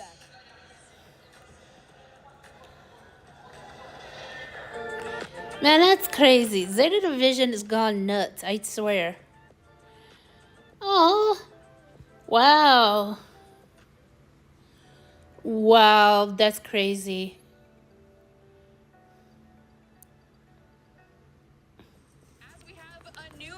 Over in the STC arena, and as Falcons are now officially out of the competition, it's time to dive into the implications that could have to our CC leaderboard. Because right now, Vitality are facing off against Team Spirit. Things are neck and neck currently, but what we're really focusing on is whether or not Vitality can get that win. If they do, they are back in the discussion when it comes to the top of our CC leaderboard, because over at the Lenovo Legion Gauntlet, they also have Pac, who's now made his way through to the quarterfinals. Another opportunity for Vitality to continue pushing through the competition and potentially get some more points. And to cap it all off, when it comes down to our stage, if we're already looking to finals, Vitality are already there. Falcons are already there, and AGAL are looking to make their way there as well, which means it could come down to our stage as one of the deciding moments for the club championship. Of course, as we know, we'll keep you updated. You gotta be kidding me. The stakes have never been greater. We just saw there on that leaderboard mini, 4th to 6th, all tied on 329 points. The teams just outside of that, from 7th to 9th. Leaving 2K. You know what he reminds me of? Because of his, what is this, accent? Because he's, what, British? I can't believe I'm going to say this. He reminds me of KSI if he had messed around with his voice. There'll be keys that are getting crossed that maybe shouldn't be getting crossed if we were to look at teams on paper. Sky and Scroll, one of them, what a performance right there. They still haven't put themselves ahead of everyone else. They keep giving us reasons to get scared about them. They're making it really close to a mini. I mean, look at some of those teams on the outside, right? Yasa, Salvo. I mean, they were in the top 6 for most of the day. It felt like they were this, Middle East redemption arc, really just going to secure their spot. And they've just slipped outside. And unfortunately, this is exactly what they were doing in their groups as well. They had a really good start, a bit of a decent middle, and then things just started to fall off towards the end. So when it comes down to them, I'm hoping that they can learn from their mistakes and hopefully find a little bit more success here in this last game. Let's talk about our region a bit. Cringe and Volko in 8th. I mean, not the week they wanted to have. Ideally, not the day they wanted to have, but they've crept up in these moments. They need a big push here. And they didn't have a good start, remember. They were all the way down there at the bottom of the leaderboard. As I mentioned earlier, I spoke to them at the beginning of the day. They were looking, sounding, and feeling really, really confident. And these are the sort of teams that now they can take it upon themselves to perform on this stage. We haven't seen this level of gameplay from them yet, but they need to make it all happen here. And then, I mean, we have to talk about the main man himself, Booga, Braves. Everybody was so pumped for them to just qualify to be here. Yeah. But we want to see more than that. We want to see the big Booga in the final. And it was a nice little solo clutch there from Braids as well. We've seen it from them. Those individual performances as a team haven't necessarily been working out as well. They've been relying a lot on those solo clutches. So if they can pull it all together now going into this final game and actually play together as a team, hopefully they'll have some more success. I feel like the players on this stage need a bit of hype from the crowd. They need a bit of energy. So Paris, make some noise! Big. Let's send it to the top just for the final game. Levin's always wanting people to make noise, and after the last couple of games, we are definitely hearing the crowd go wild today. When you kind of look at that leaderboard, Darman Deemish, 432 points, Condon Faded, 405, and then Z-Dog and Goofy as your top three, 363 points. I'm not the man to make guarantees anymore after yesterday, but what I do know for sure is they are looking safe. You want to think as much, but it's just It's about to get crazier. here because Sky Scroll, Izzy Nosip, Gone and Knight cannot harp on it enough. The fact that they all have the exact same point count for those threshold positions for tomorrow's competition, it is just absolute insanity here, Jacob. And for Yasin and Salva, so close, but still so far away. We could potentially be looking at a competition for tomorrow, a finals that consists of a representative from every single region. Could be amazing, and honestly, we've seen major events decided by 5 or less points. Placement, elimination, one throughout the course of the difference could have been the difference. And now with our last and final game of today, we literally could see a singular elimination, a singular placement point make the difference here. Can't help but wonder where the bulk of the focus is going to actually be at. We've seen time and time again, Steamy Stacks have plenty of presence from so many other duos, but there's going to be a lot of Agents of Chaos looking to play spoiler for all of these teams here, and Darm kicking things off already. Breeds has also been eliminated. That's 2 for Darm, but then he is shot from another direction entirely. Alright, So jeez. ultimately gets cut a bit short there. And that's going to be a little bit of relief for Gone and Knight. The solo hot drop. Tell you what I Anytime need the to do game before I starts, go just to players just trying to pick bed up some now. early elimination points. And if it works out, they clear the spot. They got a whole POI. If it doesn't, they go down. They get rebooted next to their teammates. Unless, of course, you're landing at this spot like Edson, P8sin, Gone, and Knight. We did see Braids go down early on. He's just trying to find a spot that he feels comfortable. I don't think he's too close by to Booga, but he's also not too far. He's also just trying to get whatever tidbits he can find. It just feels like he is full on scavenging currently. And if he only knew, if he only realized that he was so close to such direct competition in Yasin and Salva, he's going to continue keeping them in his peripherals, and for good reason. Don't want to get caught off guard, but Yasin, Salva, a little bit too preoccupied with just trying to play through their own match. Trying to loot up, use a lot of the extra barrels that are going to be around. That way they don't have to dig deep into the resource pocket. Gone and Knight getting their second elimination of this game.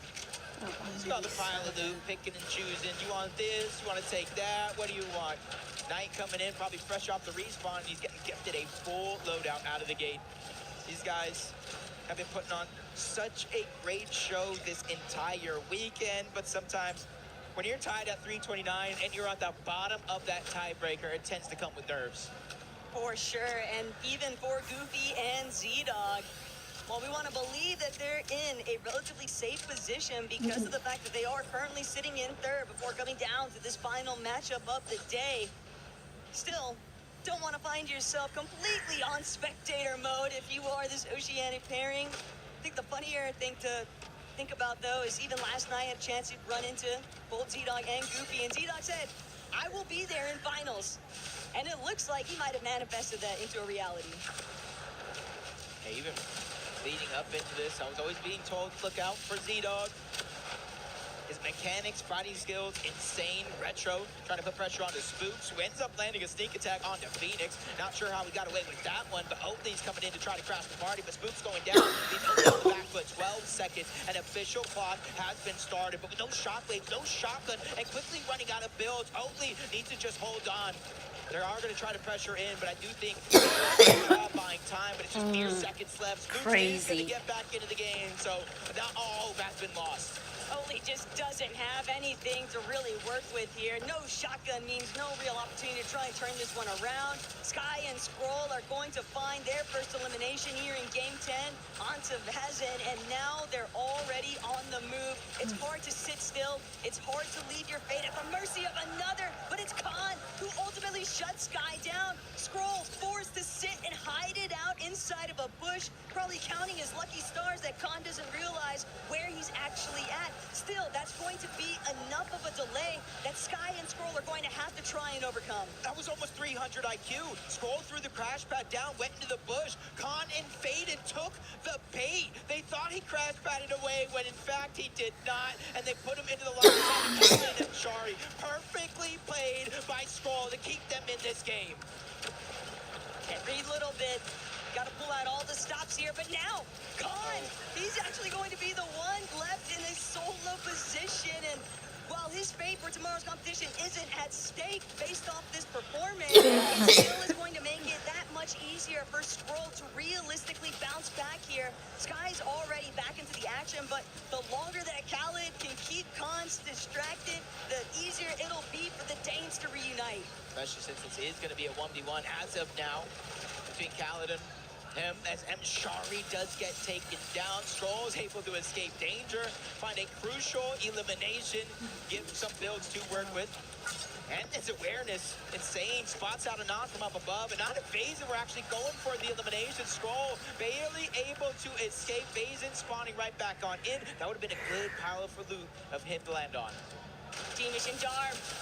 It's Nosip who's going to actually turn things around, but Izzy way off in the ocean, and Darm being able to follow up immediately is going to prevent Demish from being fully wiped out here. 5 eliminations, still on the move too. Darm and Demish are just taking everyone out. These guys are coming into this survival stage to make a statement. And honestly, looking at the entire Fortnite community's predictions, a lot of them did have Darm and Demas making it out of that group. So rightfully so, these guys want to prove that they're a dangerous team going into that match point finals. Bugha and Braids still up. Even though Braids has had some trouble so far in this game, he's able to get at least one elimination. You can see that they are looted up. Not necessarily maxed out with big pots and everything, but they're definitely putting themselves in contention. Even with Braids having been eliminated earlier on, it's still leaving them in a position to potentially make a deep run for it. But the club championship points are truly what's at stake here right now for AGAL, as they'll have to sit and wait to see whether or not Sky and Scroll can deliver a performance that nets them some points for tomorrow's competition, because they're going to still need top 8 to really build up on that club championship feature. Yeah, getting there is just the first step. Does continue the journey after. Panda takes a big shot. Maybe didn't necessarily expect him to keep peeking. Gon's going in. He's just trying to get the siphon. The bait and switch comes in. Finally, Gon does get knocked down. Just in time, too. Yapko definitely does need the siphon. And now they have decisions. Revive instead of reboot. Keep them on their toes. The Panzer would have spawned out so far away from his teammates, so they made the right decision there. Izzy and Nosip, though, still way out. They just got to try and bring themselves back into this one. Keep in mind, they were all tied up from places 4 through 6, but we have seen their direct competitors be able to convert knocks into elimination points. Sadly for Nosif, despite getting that knock onto Demish, he didn't actually get credit for the full elimination, since Darm was able to play backup there. So they've just been tied, still waiting for that opportunity to try and overcome. Shadow Virgo eliminated by Darm and Demas. Bugha and Braids taking the same approach to that last game, playing consistently for placement. The eliminations will come. Bofu with his back up against the wall, dropped down to 6 HP until he eventually gets knocked altogether by Boko. Second elimination of this game. These guys too, just like everybody else, trying to make a resurgence up the leaderboard. We talk about ties between 4th, 5th, and 6th. It's 8th and 9th. It's Bugha, Braids, Prince, and Boko tied going into this game on 304 points. And you can't really count Volko and Cringe out of it either. They've already gotten one victory royale in a day. Another would secure their position for tomorrow's competition based on how everyone else fares inside of the current top 6. Yuma and Koyota, though, they were trying to get something going after finding a victory royale in the last lobby, but again, Jacob, it is just such an uphill battle for so many of these teams, and especially with the fact they're trying to fare against Khan and Faded, who have already secured their spot in the finals. Things just continue to go against them. Toyota and Yuma coming into this game 10th place. Much harder situation to be in, but they're definitely making it possible. If they could just get some eliminations, combine that with how well they played in that last game, definitely will be looking good. But I do have word, it almost looks like 5th place, Knight and Gone, have been eliminated. You can see it. I wanted to wait and figure out what that player cam was going to look like. And the frustration, you can't help but feel every single bit of emotion that cam just highlighted, but they're just gonna have to wait it out, Jacob. Hope that they've done enough. Hope that everyone else behind them doesn't actually get the opportunity to play catch up. That's definitely a tough feeling, forced to watch and wait, but they did gain some points throughout that effort. They just need their nearest and closest competition to begin to fall. See where the zone is going all the way towards the northwestern part of the map by Steamy Stats. Luca and Braids again playing solely for the win, for the placement. That's 60 guaranteed points if you can go ahead and make that happen. And then obviously the eliminations, or at least the opportunities, would naturally present themselves as the game goes on. Austin and Salva are really sizing up the rest of the lobby right now, though. They were looking relatively stacked for their build counts. Sky and Scroll, also very solid recovery, even with those initial delays at the very beginning of this lobby.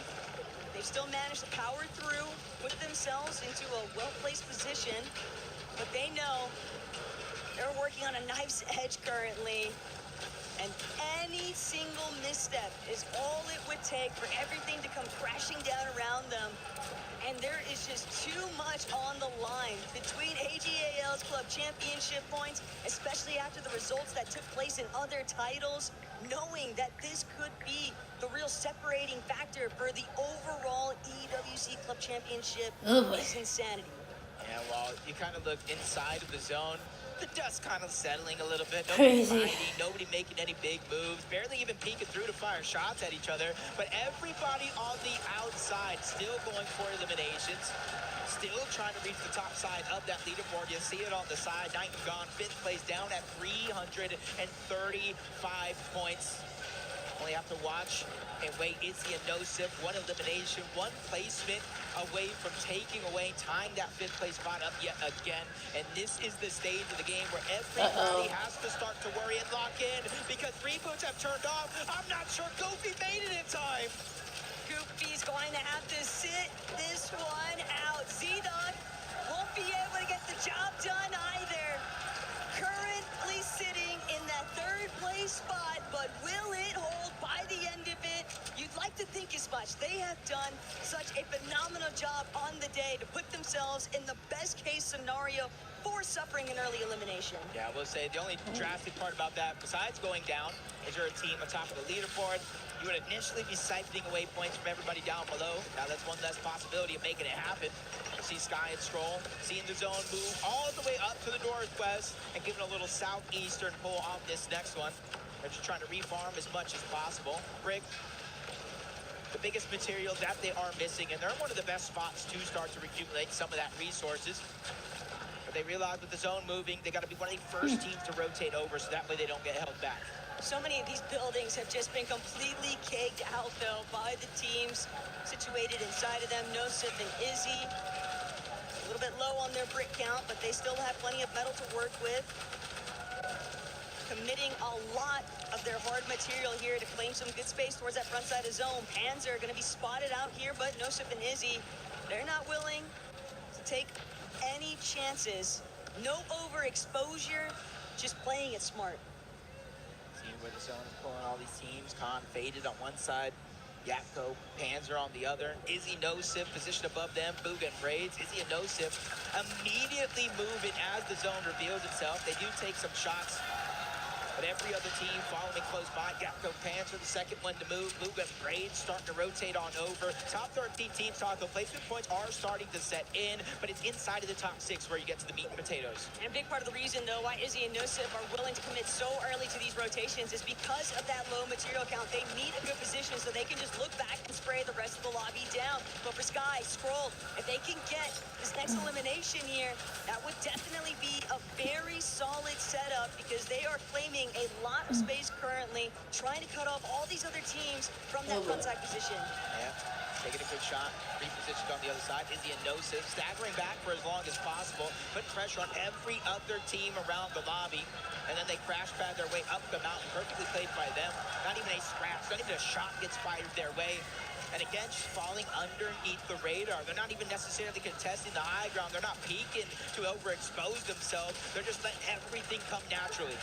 Sky and Scroll, though, just using up the last of their Vulberry Fizz. Booga, Braids also lurking nearby. So many teams still vying for those leaderboard positions, all so closely knit together. But Cringe, as a solo, he might just be looking at the beginning of the end here for his chances at that top 6 position. He is going to have to dig deep if he has any hopes of breaking in to that top 6 territory, but the builds are running out. The lobby is closing in. Players are continuing to surround him, and he just doesn't have the openings to look for those shots. Izzy, on the other hand, will find one, but he still needs to actually connect it into an elimination.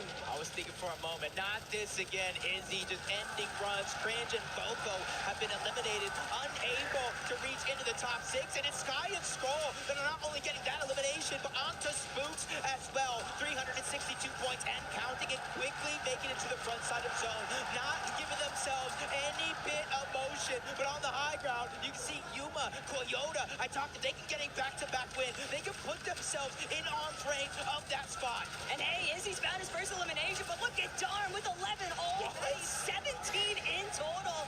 Darm is trying to gauge whether or not he's going to be able to find his 12 anytime soon, but he drops directly into the clutches of Sky and Scroll. They've had the whole world against them. Uh-oh. Oh, boy. Here we go. Oh, jeez. Booga, he's the one that actually gets that knock and that elimination. 345 points and counting. Underneath them, Izzy, Nosif, 370. Sky Scroll, 382. Booga and Braids, though, they're only 12 points away from overtaking that next spot. It's between them and Yassine and Salvatore. Everybody else is all but secured, especially now as they pick up back-to-back eliminations for Sky and Scroll. And one of those was on Salvatore. Izzy and Nosif being fully wiped, though, now means that Booga and but no, Booga! The Lion is left to fend for himself. Uh-oh. Just waiting to collect. Braids doing what he can, rolling around the box. At the very least, Scroll won't be able to get his body loot, but the damage has been done. It's all down to Booga, Yasin, Sky, and Scroll. But this fate looks like it's purely in control of AGAL's finest. Wait. I don't think it's that close just yet. Oh my god, Booga's trying to get to them. And they're in contention. Booga needs to figure out a way to not only hold on, but stay alive just long enough, and he's gonna fall. I think that ends his run. Yassine holding on, 370. Down below, Sky and Scroll. They essentially secured their spot. Throughout the course of this game, they need to take down Yassine. That will be the difference maker. If he falls, Yuma and Toyota win. They get the elimination. They might have just squeaked through. Sky is down. Yuma takes out another. Can they do it? Back to back. No way! Oh my god! Yo, what the heck is this? Is this Fortnite or is this Brawl Stars? What the freak, man? Taking place in the low ground, all the while everyone just so smothered because of their height control. We had Mini Pio and Fakun with a historic clutch yesterday in the group stage to make it for their region, and we have a chance. We have have a possibility for Toyota and Yuma. Again, these teams this week have put Asia on the map. Back-to-back victory royales in one of the closest races we have ever seen. It is actually absurd to think about everything that Yuma and Toyota brought to the finish line. But the real question still remains, Jacob. Was it actually enough? Were they really able to overtake a 6th place spot on the leaderboard? Z-Dog and Goofy, it's an absolute nail-biter. Because the entire time, they were eliminated so early on. They were sitting and waiting. And now to witness Yuma and Toyota winning this final lobby for a secondary victory royale, I can't even begin to think what might be going through their heads, but the faces say it all. There is just so much unfolding here. Everyone really gave it their all this weekend. Yeah, just waiting for that leaderboard to pop up, seeing who makes it through. And I'm Oh feeling boy. like 7, 11, and Vivid right now, just trying to read the facial expressions, trying to read how these players are feeling. Well, I know one thing for sure. Sky, Scroll, Mom, Dad, they're happy, so you got to imagine they have qualified through. But did Toyota Yuma, did the back-to-back make it enough? Z-Dog and Goofy going down early. Did they have enough points? We saw Booga fall inside of the top 5. Questions. And maybe we'll get the answers soon enough here, but I'm also thinking about Yasin and Salva. The way that Yasin was just barely able to hold on for This is dear life. insane. Mustered up the necessary placement points with that solo representation at the very end. And if so, and alongside Z-Dog and Goofy potentially holding their position, Jacob, one more time. I think I got the wrong one. Because I was looking at it with green tea. It's for the... But it's still too early to call. It's just so difficult. This so far, the Fortnite Reload Championship at the Esports World Cup 2026 has not only met expectations, they have already passed, I believe, everyone's expectations, mine for sure. And we've only on day 3. We still got the match point finals tomorrow that'll blow the roof off of the building and make sure to keep the Fortnite community proud, but just calculating the points, Taco. You got to imagine Darm Demas, Khan, and Faded. Those guys not only played phenomenally for the full 10 games, they made it deep into that one as well. So you got to imagine they might be safe. You want to think as much, but it's just still so wild to factor in that even after everything that these teams have been through to try and get through this grueling survival day, Sky and Scroll, it wasn't even as much about the championship points, but the leaderboards revealed. Z-Dog and Goofy have just narrowly held on. Yuma and Toyota, they went so close. And after all of this, 1 point short. Back to back, and I was saying after that first one, you need a couple eliminations. They dropped down too little, too late. They secured the win, but unfortunately fell short. But Darman Demas, first place team, 510 points. Khan and Faded, 447, and AGAL's very own Sky and Scroll keep the club championship run alive.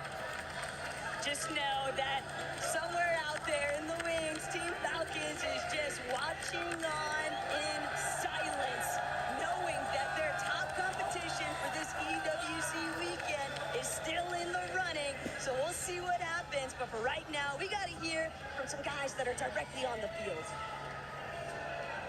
In one of the closest races that we have had for the top 6 positions on the Gadia City grid, Dom and Dimash from T1 managed to secure the top spot in the survival stage. What a day, boys. Congratulations. First off, the survival stage comes with its own set of pressures. So tell us how you guys stay so composed throughout a day that, let's face it, was pretty tense. Well, yesterday we really sold, like we should have been quad already, but today we just decided to lock in and fix everything that happened yesterday.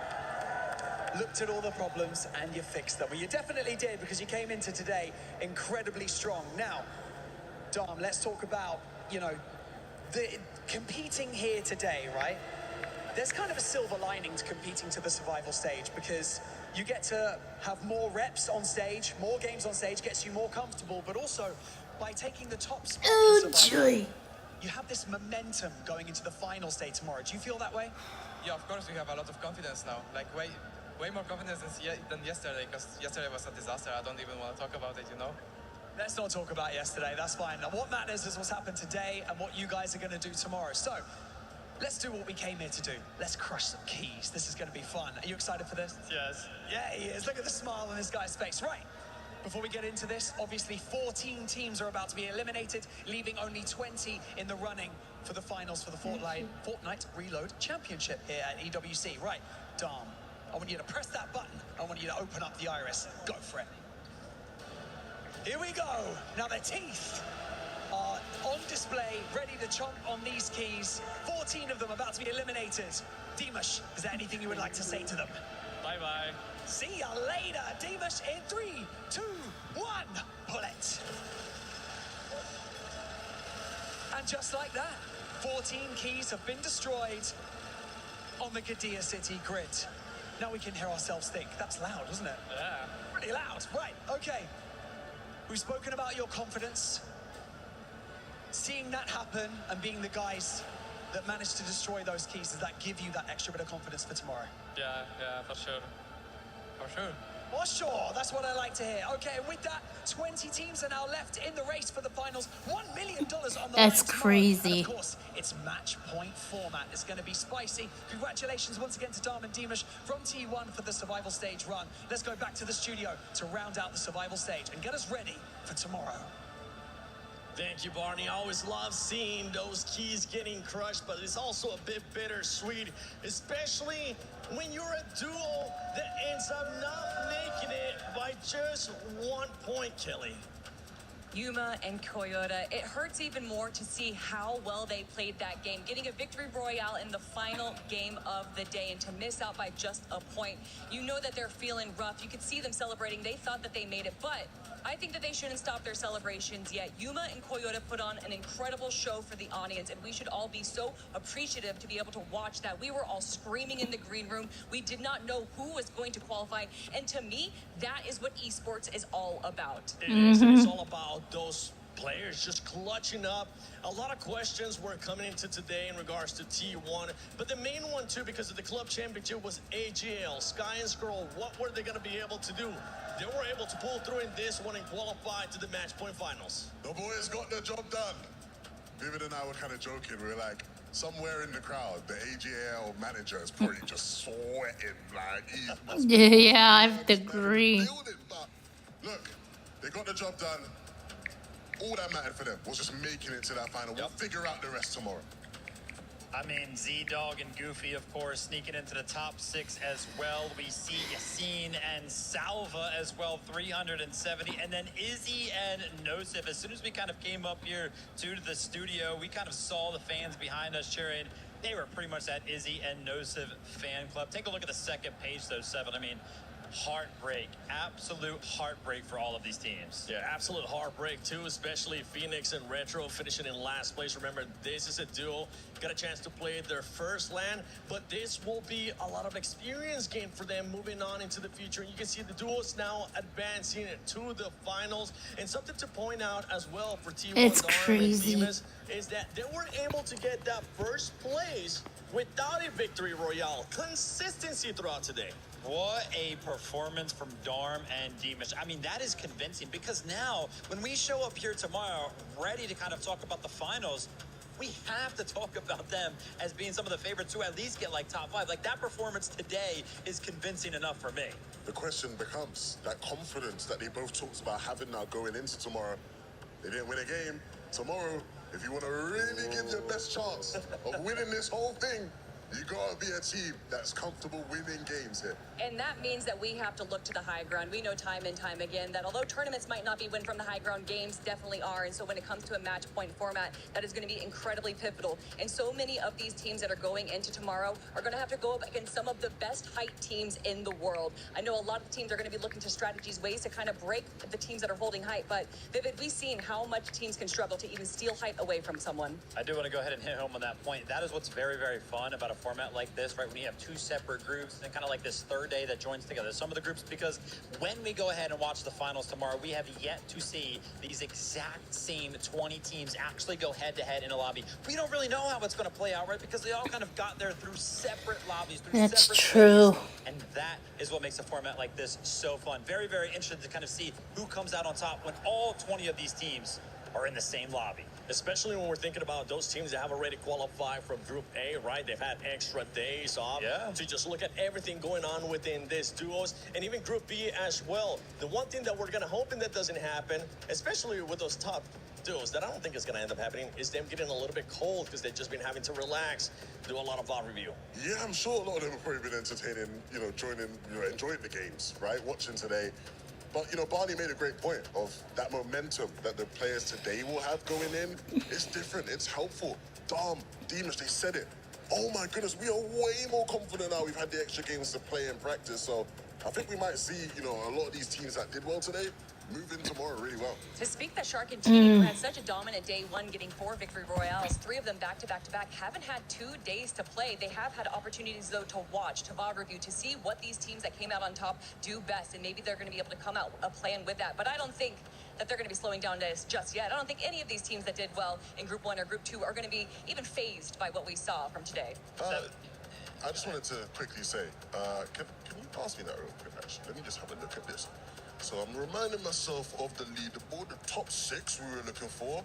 First place, do you need help Demus. counting? Yeah, guys, I'm not a great counter. Let me just count. I'm trying to figure out how many EU teams made it in Oh, we there. got So 1, 2, 3, 4. Oh, the whole top 4. All right, let's do the same with NA. Okay, so we got...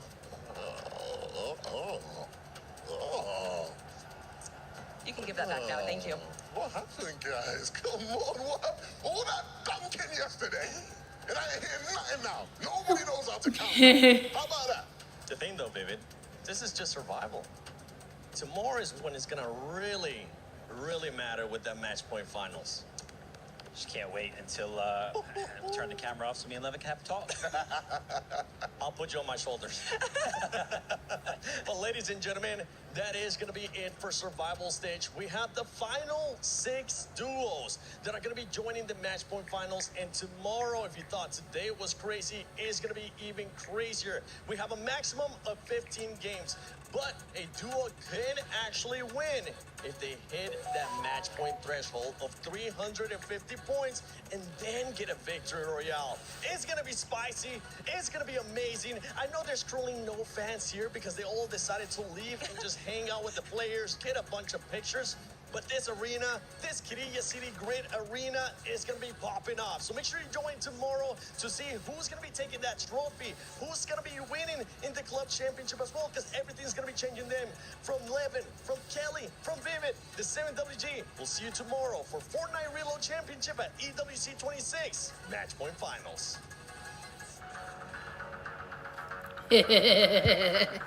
That's crazy. I promise you guys I'll do better next time. Anyway, I guess I have to wrap up. Aww. Anyway, guys, thank you all for watching this. Yeah, so you guys want to, make sure to follow me. Also, if you guys wanted to hear more from, if you guys want to know, if you want to see me play Fortnite, make sure to check out my other YouTube channel. I already post some videos, and if you don't believe me, just come over here to my, see my YouTube, see, earlier you can come home to me, follow me on X, look, right, Lindsay_star, and then you can check out this video right here, so you can see here, it says, more sprites in the battle pass for Fortnite, and yes, for this season. So anyway, guys, thank you all for watching. I'll see you guys next time. Make sure to please hit the like button. Make sure to hit the subscribe button. Make sure notifications are definitely turned on. Leave a comment. You can hype this, and also check out everything else. Okay. Anyway, guys, thank you all for watching. I'll see you guys again real soon. And I have to do this. Thanks for watching. Yep.